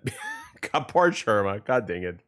Pilgrim, Aged Pilgrim, Tall Pilgrim, Solemn Pilgrim, Worried Pilgrim, Dejected Pilgrim, Wary Pilgrim. I guess they're gonna like do all the lists except for Sherma. Pilgrim, Exhausted Pilgrim. Oh boy. Pilgrim Preacher, Humble Pilgrim, Scared Pilgrim, Yeah. Horned Pilgrim, and everyone's favorite, Mort. She'll Oh boy. also find corpses of her Okay, dead... Mossback. Okay, I see you. I see you. Well, Chad, remember to dislike this video and unsubscribe. Okay. Okay, no, I'll stop. ancestors who have waited for her arrival so they could share their strength with her in hopes that she may dethrone Grandmother Silk. Hornet will also face some of her greatest threats yet, such as lava, spike traps. Okay, lava sucks. But it isn't too bad. That spike trap was bro though. It was so it was like I feel like Team Cherry was laughing at me the moment I sit there and that thing hit me. I was like, those cheeky devs. God dang it. Thorns, rocks, bells, steam, and other such obstacles. I mean, to be fair, like, you know, Hornet is like made of glass, so anything that touches her just do damage to her. Once or even like 2 damage for just most of the case. Worthy of challenging a godlike being such as Hornet. Hornet can bear witness to many strange rituals along her way. She can find pilgrims enthralled in worship. She can break bread with bugs still in control of their bread, yeah, sure. Yeah, bread. Yeah. senses, and she can even learn to play almost 10 whole songs on her needle-in. Hornet can even stumble upon a strange cult of burning bugs obsessed with flame. Deep within the thicket, Hornet can find the father of the flame, a giant totem and god, containing the burning corpse of an aged bug. Huh, I wonder if this will be important later. Nah, probably not. Depending on how she ascends Farloom, Hornet can also be attacked by Lace in Deep Docks. Lace is conducting silk flies in this scene, perhaps indicating that she is the one who freed Hornet from her cage at the start of the game. Actually, that would be kind of nice if she also... Oh my god, blinds. But actually, it would be nice if actually was the reason that, you know, we... Like, Hornet got free. Lace seems jealous that her mother is more interested in Hornet than her, so she has decided to kill Hornet to keep her from reaching her mother at the Citadel. However, if Hornet takes a different route to the Citadel, Lace will just show up and taunt her without actually fighting her. Oh, interesting. I actually didn't know about that. Oh, that's kind of cool. Like, you only fight her if you go to that route, but you can kind of miss it. To the Citadel. Huh. Lace will just show up and... Yo, I really like it. This game does it sometimes, you know. Depending on where you go, what you do, like, you know, you might encounter certain things in different ways. That's really nice. Her without actually fighting her. A true hater. In her journey, true hater. may also come across Haunted Bellheart, a town whose citizens have been strung up by silk into the air. Hornet describes a situation like this. The thread sickness. I've seen its like upon the roads, but there it does not discriminate. The curse that strikes the town, it is driven, focused, a cold use of silk at a concerning scale. Upon investigating the area, Hornet discovers the culprit, Widow. While not the source of the silk itself, Widow can play music upon it to manipulate the silk to her whim. Widow curses the town as a gift for Grandmother Silk, and now sees Hornet as another offering she can give her mother. Oh dear. Once Hornet defeats Widow, she binds the ancestral art needle-in. And then she can learn this Silksong, chat. Oh my god. You know, the name of the game. That's crazy. Hornet has 2 paths to the Citadel. She can either ring the 5 bells located in the bell shrine scattered throughout Farloom and fight the last judge at the peak of the blasted steps, or she can venture through Sinner's Road to find the Mist, a strange region of warped space in Farloom full of silk flies and vengeful wraiths. Yeah. By playing her needle-in for the silk flies, Hornet can find her way to the exhaust organ and defeat Phantom. Upon defeating either... Yeah, which was the path that I take. I took the back route, the basic, which was, like I said, I really find it really cool that Silksong does this. Like, there's multiple ways you can do certain things, and that's really nice. Or Phantom, Hornet will gain access to the Citadel. Hornet arrives at a seemingly empty Citadel, until Lace appears again to taunt her. Hornet tells Lace she knows a higher being is responsible for the haunting overtaking Farloom. Lace mocks Hornet, telling her that she has no chance of defeating Grandmother Silk. Hornet replies by saying, I found those who claim themselves a god can rarely match the title. Damn. My experience tells me even gods can fall. I mean, she's not After wrong. this interaction, Grandmother Silk lets out a scream, and the Citadel comes to life with the haunted husks of Citadel bugs. Once Hornet reaches the top of the Citadel and defeats the Cogwork dancers, she must complete the threefold melody, recovering the 3 separate songs held by the architects, keepers, and conductors. But before she can get the melodies, Hornet will have to fight one of the most complex and thematically rich characters in Silksong. Yes, of course. Song, and perhaps even all of fiction. I wonder who's going to go and say someone else. Trabio. Trabio is a tragic character. His dream was to bring the Citadel back to life through the magic of the Great Stage. He called upon Hornet to be his partner in reigniting the flame that fuels the land of Farm. Oh my. The two danced a dance of unparalleled beauty, with every step, every turn, every goddamn exploding ball executed exactly as choreographed. But then tragedy struck, when Hornet straight up murders Trabio for real, live on stage. Yeah. Can't believe it, chat. She just killed him like that, like, you know, in like 4K live on stream, like just like that. That was crazy. Trabio made the ultimate sacrifice for Farloom, and now he's dead forever. And yet, he lives on in the hearts and minds of children all over the world. Thank you, Trabio. Thank you. What a noble soul this bug was, Chad. Oh my god. It seems recovering. Also, yeah. Also, what was that? Sorry, am I hearing something? Like, third fight on Act 3? I don't know what you guys talking about. It's probably his cousin or something. The parts of the threefold melody was meant to be impossible. Hornet mentions that the climb through the Cogwork core to reach the Architect's melody would be near impossible for a normal bug. And Vault Keeper Cardenius even outright states it was against the law for a Vault Keeper to share the Vault Keeper's melody with a non-Vault Keeper. These roadblocks to completing the threefold melody might play into the idea that regular bugs were never actually supposed to be able to reach the top of the Citadel to learn the truth about Grandmother Silk's imprisonment. Hornet plays the completed melody to the statues and is finally granted access to a lift that will transport her to the cradle. At the top of the lift, Hornet finds Lace, waiting for her in a field of flowers. After the battle, the two finally discuss Lace's true nature. Lace expresses frustration at her silken form, viewing it as a cruel mimicry of life. Hornet tries to console her, but Lace is having none of it and promptly dies. With Lace out of the way. I gotta love when Mosbach does that. So yeah, anyway, we defeat her and then she's just dead now. To console her, but Lace is having none of it and promptly dies. I mean, I guess it's not wrong. She's just dead now. With Lace out of the way, Hornet finally confronts Grandmother Silk, the pale being responsible for everything that's happened up to this point. And I'll be honest, I didn't expect her to look like this. She's not bug-like at all. She's like some kind of weird woman. This is what a woman looks like.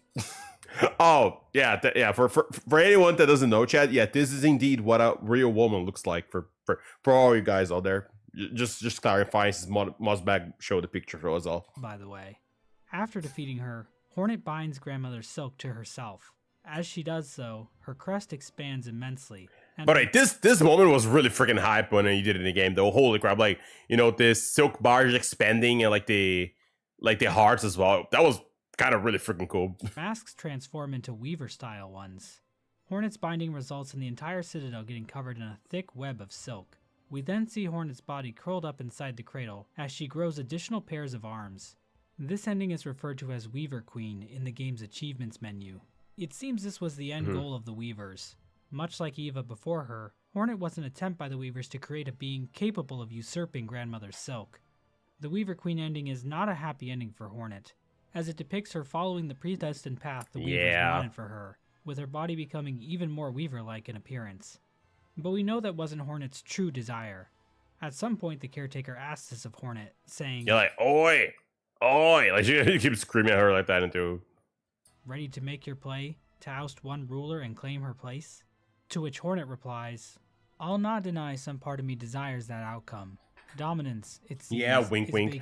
I wonder. I'm probably going to mention a little bit later, like the void and all that, and how that plays out in the ending and whatnot. As to, no doubt, for the one up top. Or those guys and here, yet, though, the another shamans. part resists. A part, over time, I find myself siding with more. That part wishes not to claim a monarch's mantle. Rather, it would see my freedom regained, and this kingdom's bugs unshackled from their pale chains. So if the Weaver Queen ending is a bad ending for Hornet, are there any good ones? Well, let's look at the Twisted Child ending. To get this ending, Hornet has to bring the Twisted Bud item to Greyroot, a strange... Wait, what? Wait. To get... Wait, what's the name of the ending? Are there any good ones? Well... Oh, really? Really? There's an ending related to this? Oh, I didn't know about that. Huh. Oh, that's interesting. I actually didn't know there was like an extra ending with this. Let's look at the Twisted Child ending. Okay. To get this ending, Hornet has to actually bring didn't know the about Twisted it. Bud item to Greyroot, a strange creature located in Shellwood. Doing this lets Hornet access the Rite of Rebirth quest, where Greyroot injects Hornet with a parasite that limits her silk and removes her ability to equip tools. To remove the parasite, Hornet must seek help from Yarnaby in Greymoor, a doctor kicked out of Bellheart for her questionable medical practices. But Hornet can actually just keep adventuring around Farloom instead of dealing with the parasite immediately. This can lead to some interesting interactions. Eva will bar Hornet from entering her chamber, any wardenfly that catches Hornet in a cage will be killed by the parasite, Tip and Pill will refuse to let Hornet make deliveries, but the biggest change comes from when Hornet defeats Grandmother Silk while still infected. Both pale beings will get tangled in the parasite's roots and be turned into some kind of hardened plant material. Damn. Then this happens.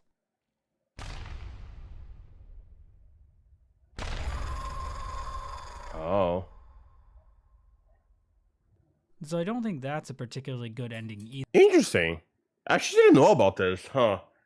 Like if you defeated like her with like this, it would actually do this ending.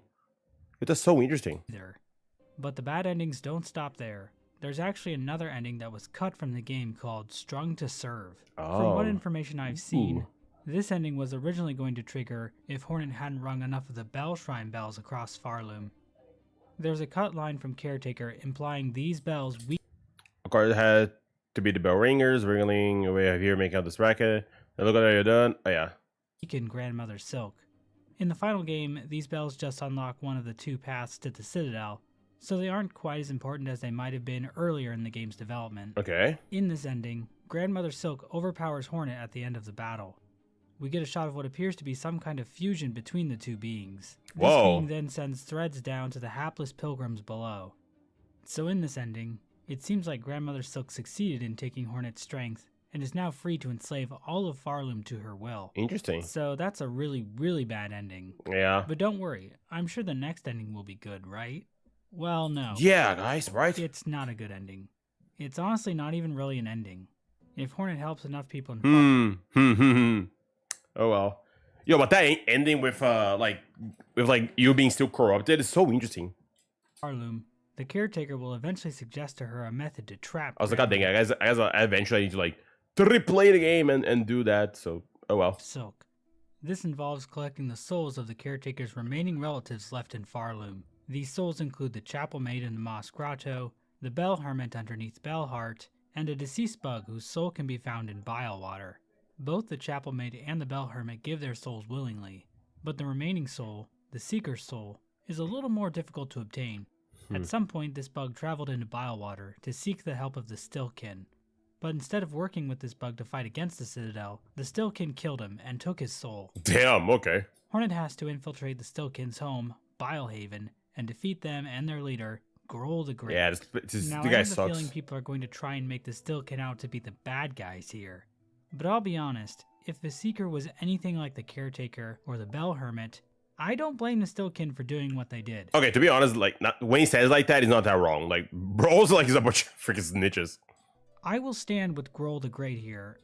Okay, I won't stand with him though. He kind of sucks, but you know. And I hope you do too. The Caretaker also instructs Hornet to search Weaveness Atla for the Weaver's prototype weapon, the Snare Setter.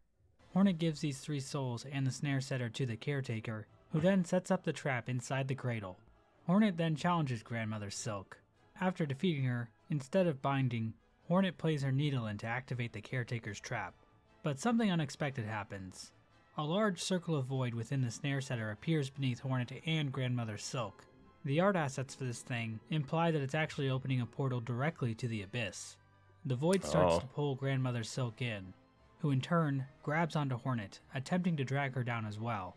But this scheme is thwarted by Lace, who cuts Hornet free and falls into the void with her mother. The two disappear into a giant black ball of void that then collapses in on itself, creating a shockwave that shakes the entire citadel. But just as things seem to have finally ended, void-covered silk threads reach up through the ground from below. This concludes the snared silk ending. But instead of putting Hornet back to before the fight in the save file, this ending triggers Silksong's third act, called Abyss. Hornet awakens to find that all of Farloom has been altered, with environments wrecked by the appearance of black. It's really sick. Like I think I mentioned, like when it got to this, I really like the fact, it really changes like a lot of the places because of this. Not only like a few places like it was in Hollow Knight. Killed in the quakes and enemies possessed by void. Hornet travels back to the ruined chapel where she confronts the caretaker, the chapel maid, and the bell hermit, who we learn at this point are actually snail shamans. It turns out their fascination with the void led them to try and use it in combination with the snare setter to trap Grandmother Silk in the abyss. The only problem is Lace also fell into the trap. This has caused Grandmother Silk to violently resist against the void, continuously creating more silk to keep the abyss from consuming her daughter. And at the same time, void-infused threads connected to her cocoon have shot up into Farloom, threatening to destroy the entire kingdom. Yeah. Hornet resolves to travel to the abyss to investigate. She heads to the deep docks to seek the help of Ballo in using the old diving bell to drop down into the abyss. Ballo obliges, but the age of the bell causes a malfunction, leaving Hornet stranded deep below Farloom. Hornet looks for Grandmother Silk, but discovers that she has been submerged within the Sea of Void. Lace, never one to waste an opportunity to mock Hornet, somehow astral projects herself into the room. Which is, I guess she can just do that because why not, I guess. And tells Hornet there's nothing she can do to save Farloom. Lace explains that she saved Hornet as an act of rebellion against her mother for creating her so frail, and seems to relish in the idea of dooming her mother and all of Farloom along with her. But Hornet remains determined, claiming that she will acquire the bloom that repels the dark. Which honestly was such a hype moment for me. It was like, no way, it's actually coming back for this moment. Hornet returns to the top of the abyss, only to find that the diving bell has disappeared. So she has to climb back out of the abyss herself. It's at this point that the music from the 2019 reveal trailer starts playing for the first and only time during the entire game. Oh. Now, I've watched that trailer probably over 300 times in the last 6 years. Damn. And it was honestly kind of weird not hearing all the sound effects from the trailer. Hopefully Team Cherry will patch the game to add them back in. I really think that would make this moment even more epic. Hornet returns to the voice back. Oh boy. Shamans and explains that she must retrieve an screaming there from within her own memory. But yeah, that music playing there was really epic though. Like, holy crap. Did add to the scene and all. We see what is likely the exact same type of flower in Hollow Knight, going by the name Delicate Flower. Grey Mourner, one of the Pale King's 5 great knights, brought the delicate flower from a faraway land, and requests that the knight take the flower to the grave of her dead lover, the Traitor Lord's daughter. I don't know what it is with Team Cherry and tragic dead gay lovers, but if you are gay or have a gay lover, and Team Cherry wants to put you in their game, maybe stop and think about it first. Oh my god.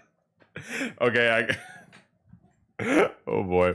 If the knight tries to give the delicate flower to the white lady, she declines, explaining that the flower contains a rare power. She also tells Hornet in the red memory that the Everbloom is the first light. The knight can give the flower to the Godseeker, but while she recognizes it as rare and pure, she can't detect any godliness from it. However, giving the delicate flower to Godseeker actually unlocks an alternate ending for Hollow Knight. The Godseekers in Hollow Knight are attempting to attune to the Radiance, who they detect as the highest god in all the land. When the knight first arrives in Godhome, a dream realm inside the mind of the Godseeker, she is not impressed, calling it a cringer. But if the knight continues to clear the pantheons, defeating boss after boss, the Godseeker... Yeah, I did all that. That sucked.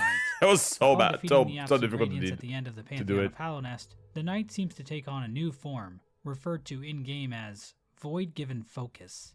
After this transformation, the knight begins to leak out from the Godseeker, with void tendrils lashing out. I wonder if I'm going to try to explain what happened at the end of, at the other ending, when I think Hornet found, I think, the Hollow Knight, maybe? However, if the Godseeker is holding the delicate flower, Godseeker and the void leaking from her disappear, leaving only the flower with a single stained petal. so it does indeed seem like the Everbloom can repel void. Whether or not this event in Hollow Knight is the memory Hornet has of the Everbloom is unclear though.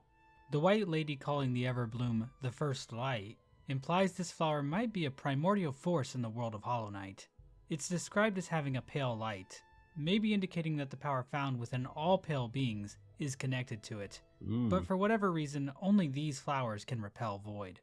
Due to her nature as a weaver, Hornet can access things like the Everbloom from her memories using silk. So I guess which is crazy if you think about it, huh?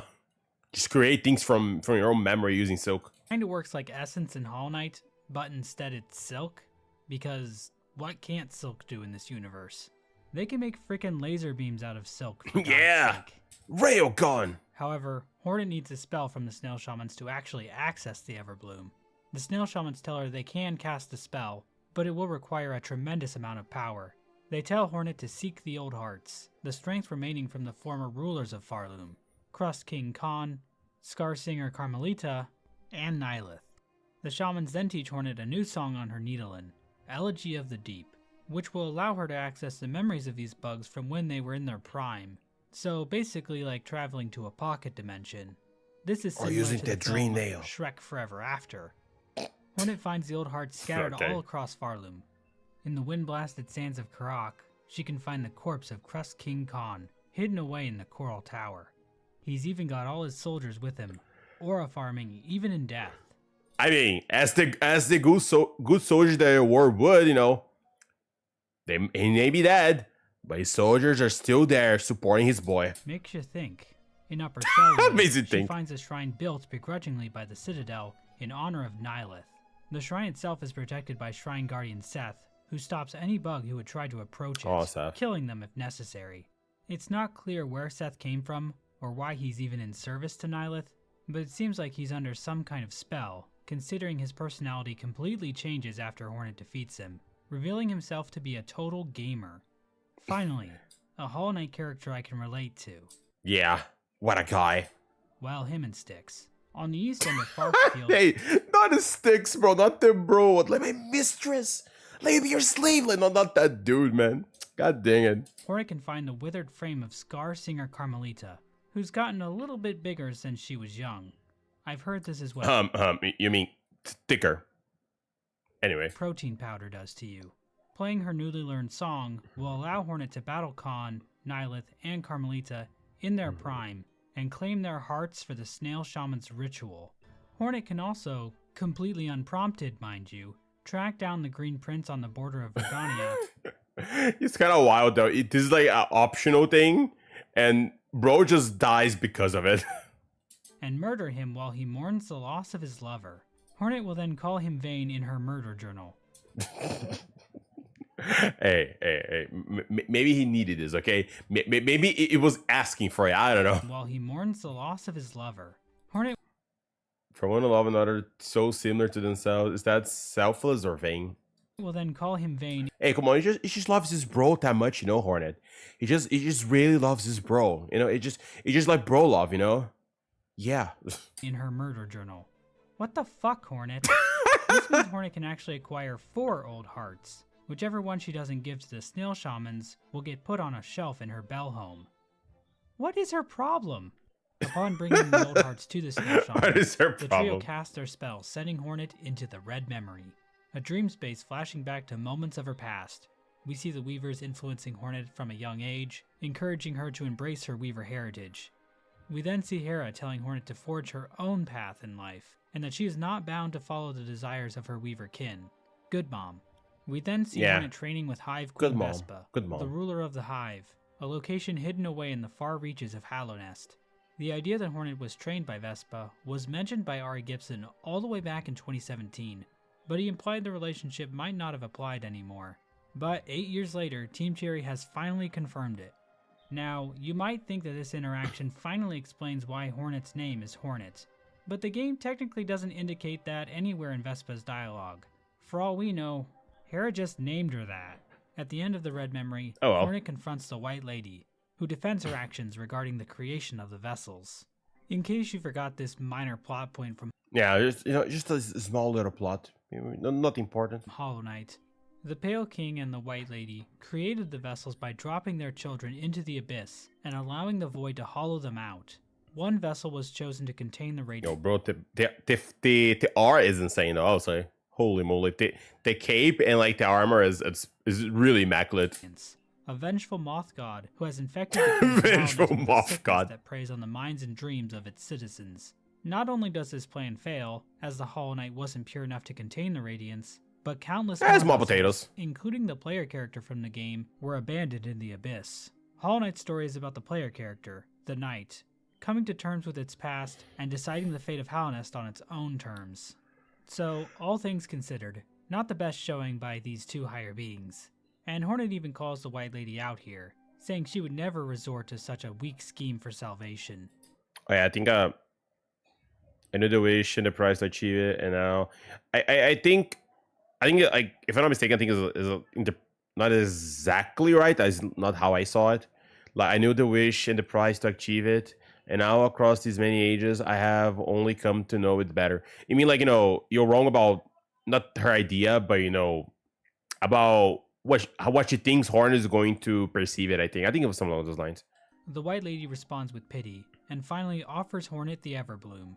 I think this sequence serves as Hornet rejecting the excuses of her divine kin. It seems Hornet views their actions as coming from a position of weakness, while Hornet has come to find the strength to craft the world exactly as she dreams it.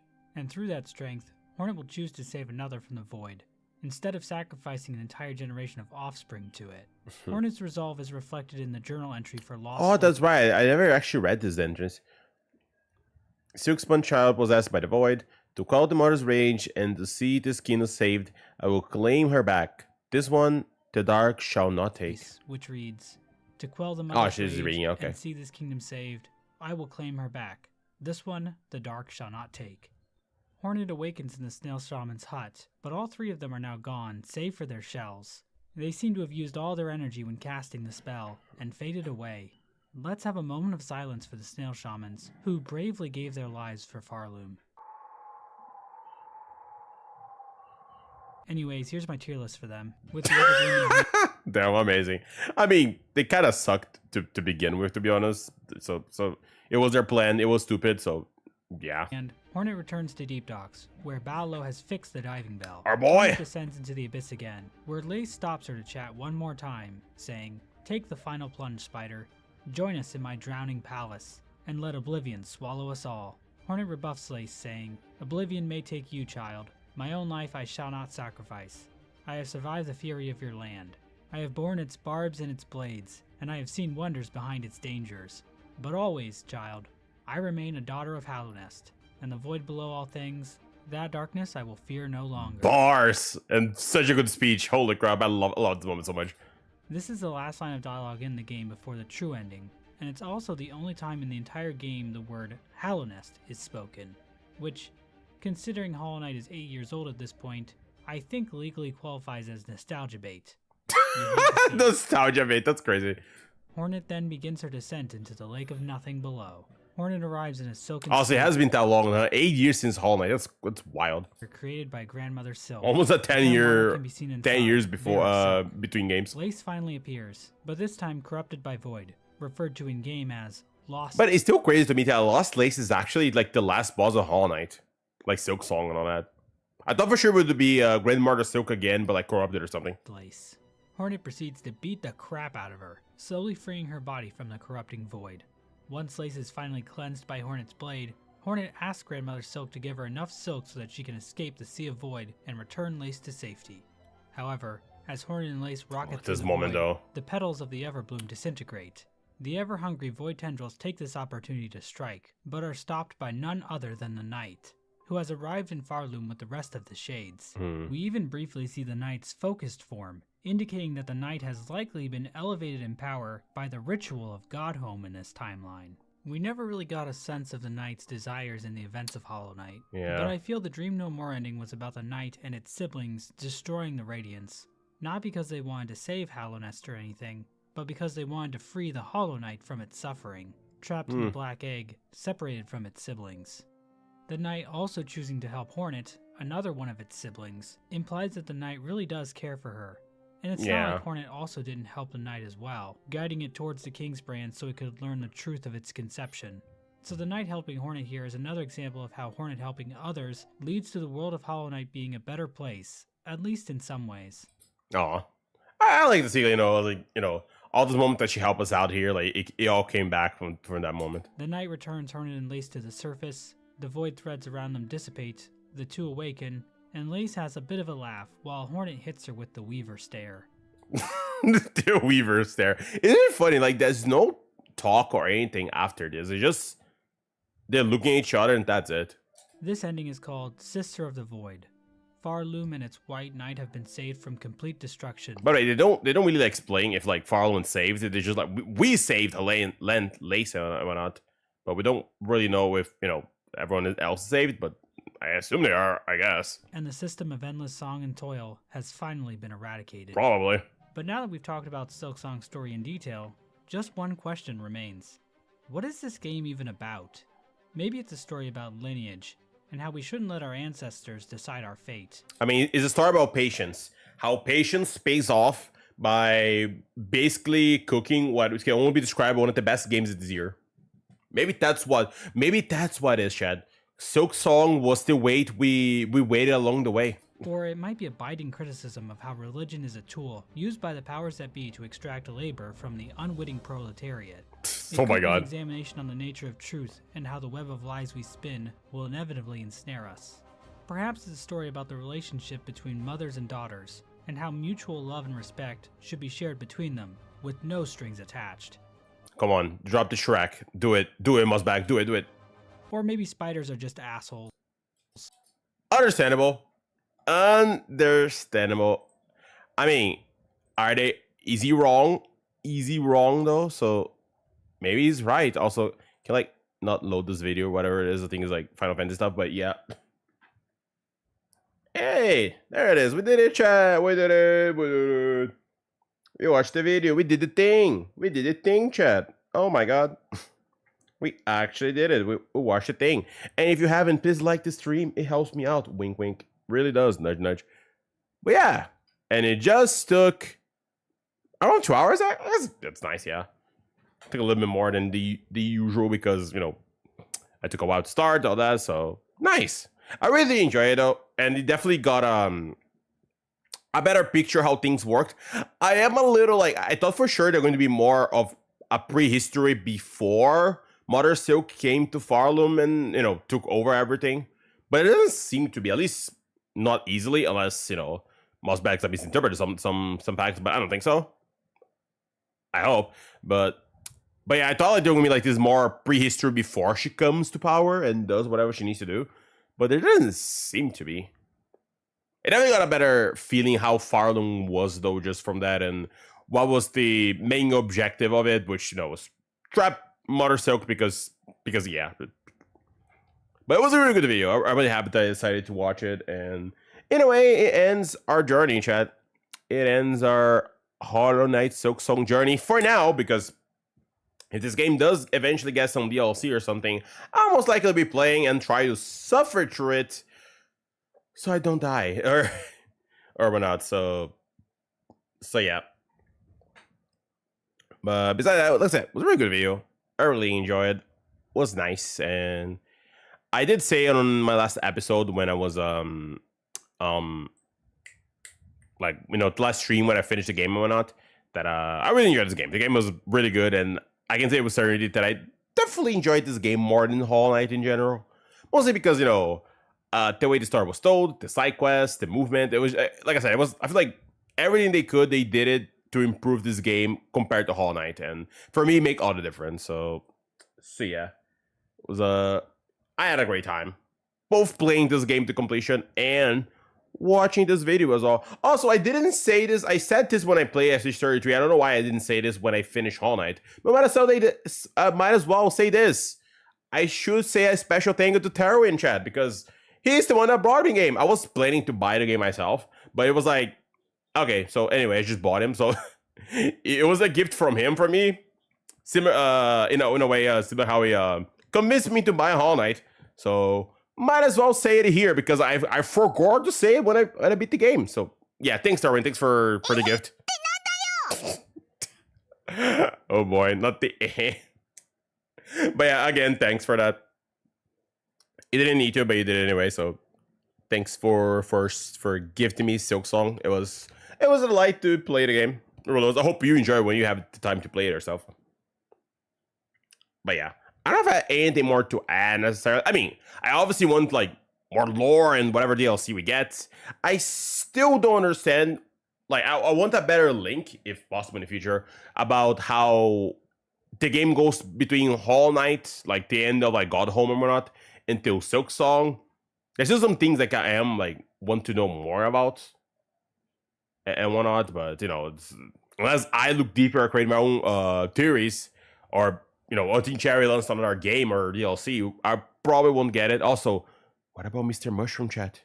What about Mr. Mushroom? His journey continues. He continues into the oblivion, am I not?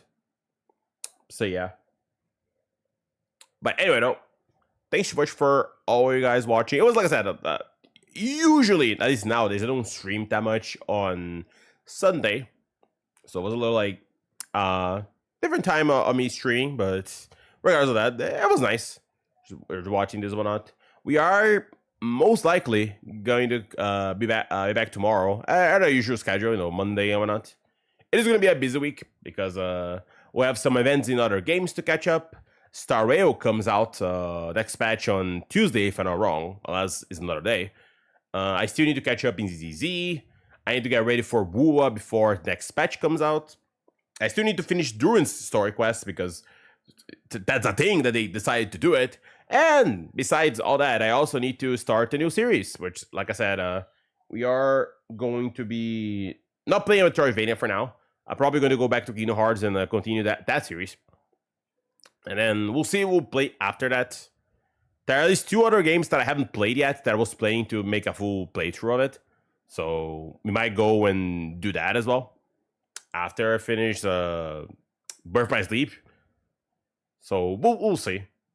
But yeah, the year is almost ending, so we're getting closer and closer to 2026. And then we'll see what we'll do when we get to the new year or not. Anyway, though, chat. Anyway, that is it for me. That is it for me for today, though. It's probably going to be, for now, probably my last Silksong video here in a bit until, like I said, we got more content. Or I'm crazy enough to do Steel Soul and OG Hollow Knight or Silksong. I don't know how I'll do that, but, you know, who knows?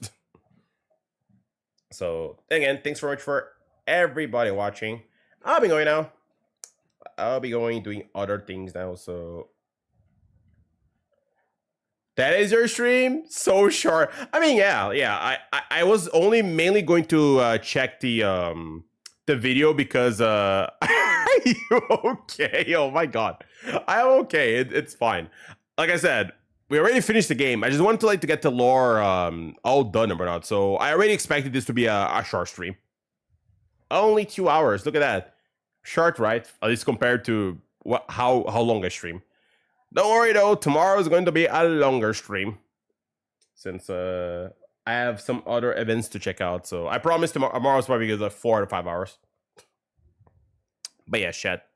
Have a good night. Thank you, Veronica. Thank you. And again, thanks for the subscription on Twitch. Thanks again for that. I appreciate it. Thanks for everyone watching on both YouTube and Twitch.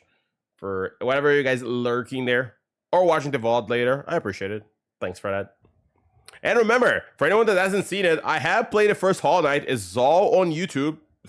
Rare footage of streamer actually recording all of it. So, you know, it's all there if you guys want to see me playing OG Hollow Knight, if you're curious about it. So yes, I'll be going for now, though, chat. Thanks for everyone watching. Hope you guys are having an amazing night, day, or whatever time of the day it is for you now. And see you again next time.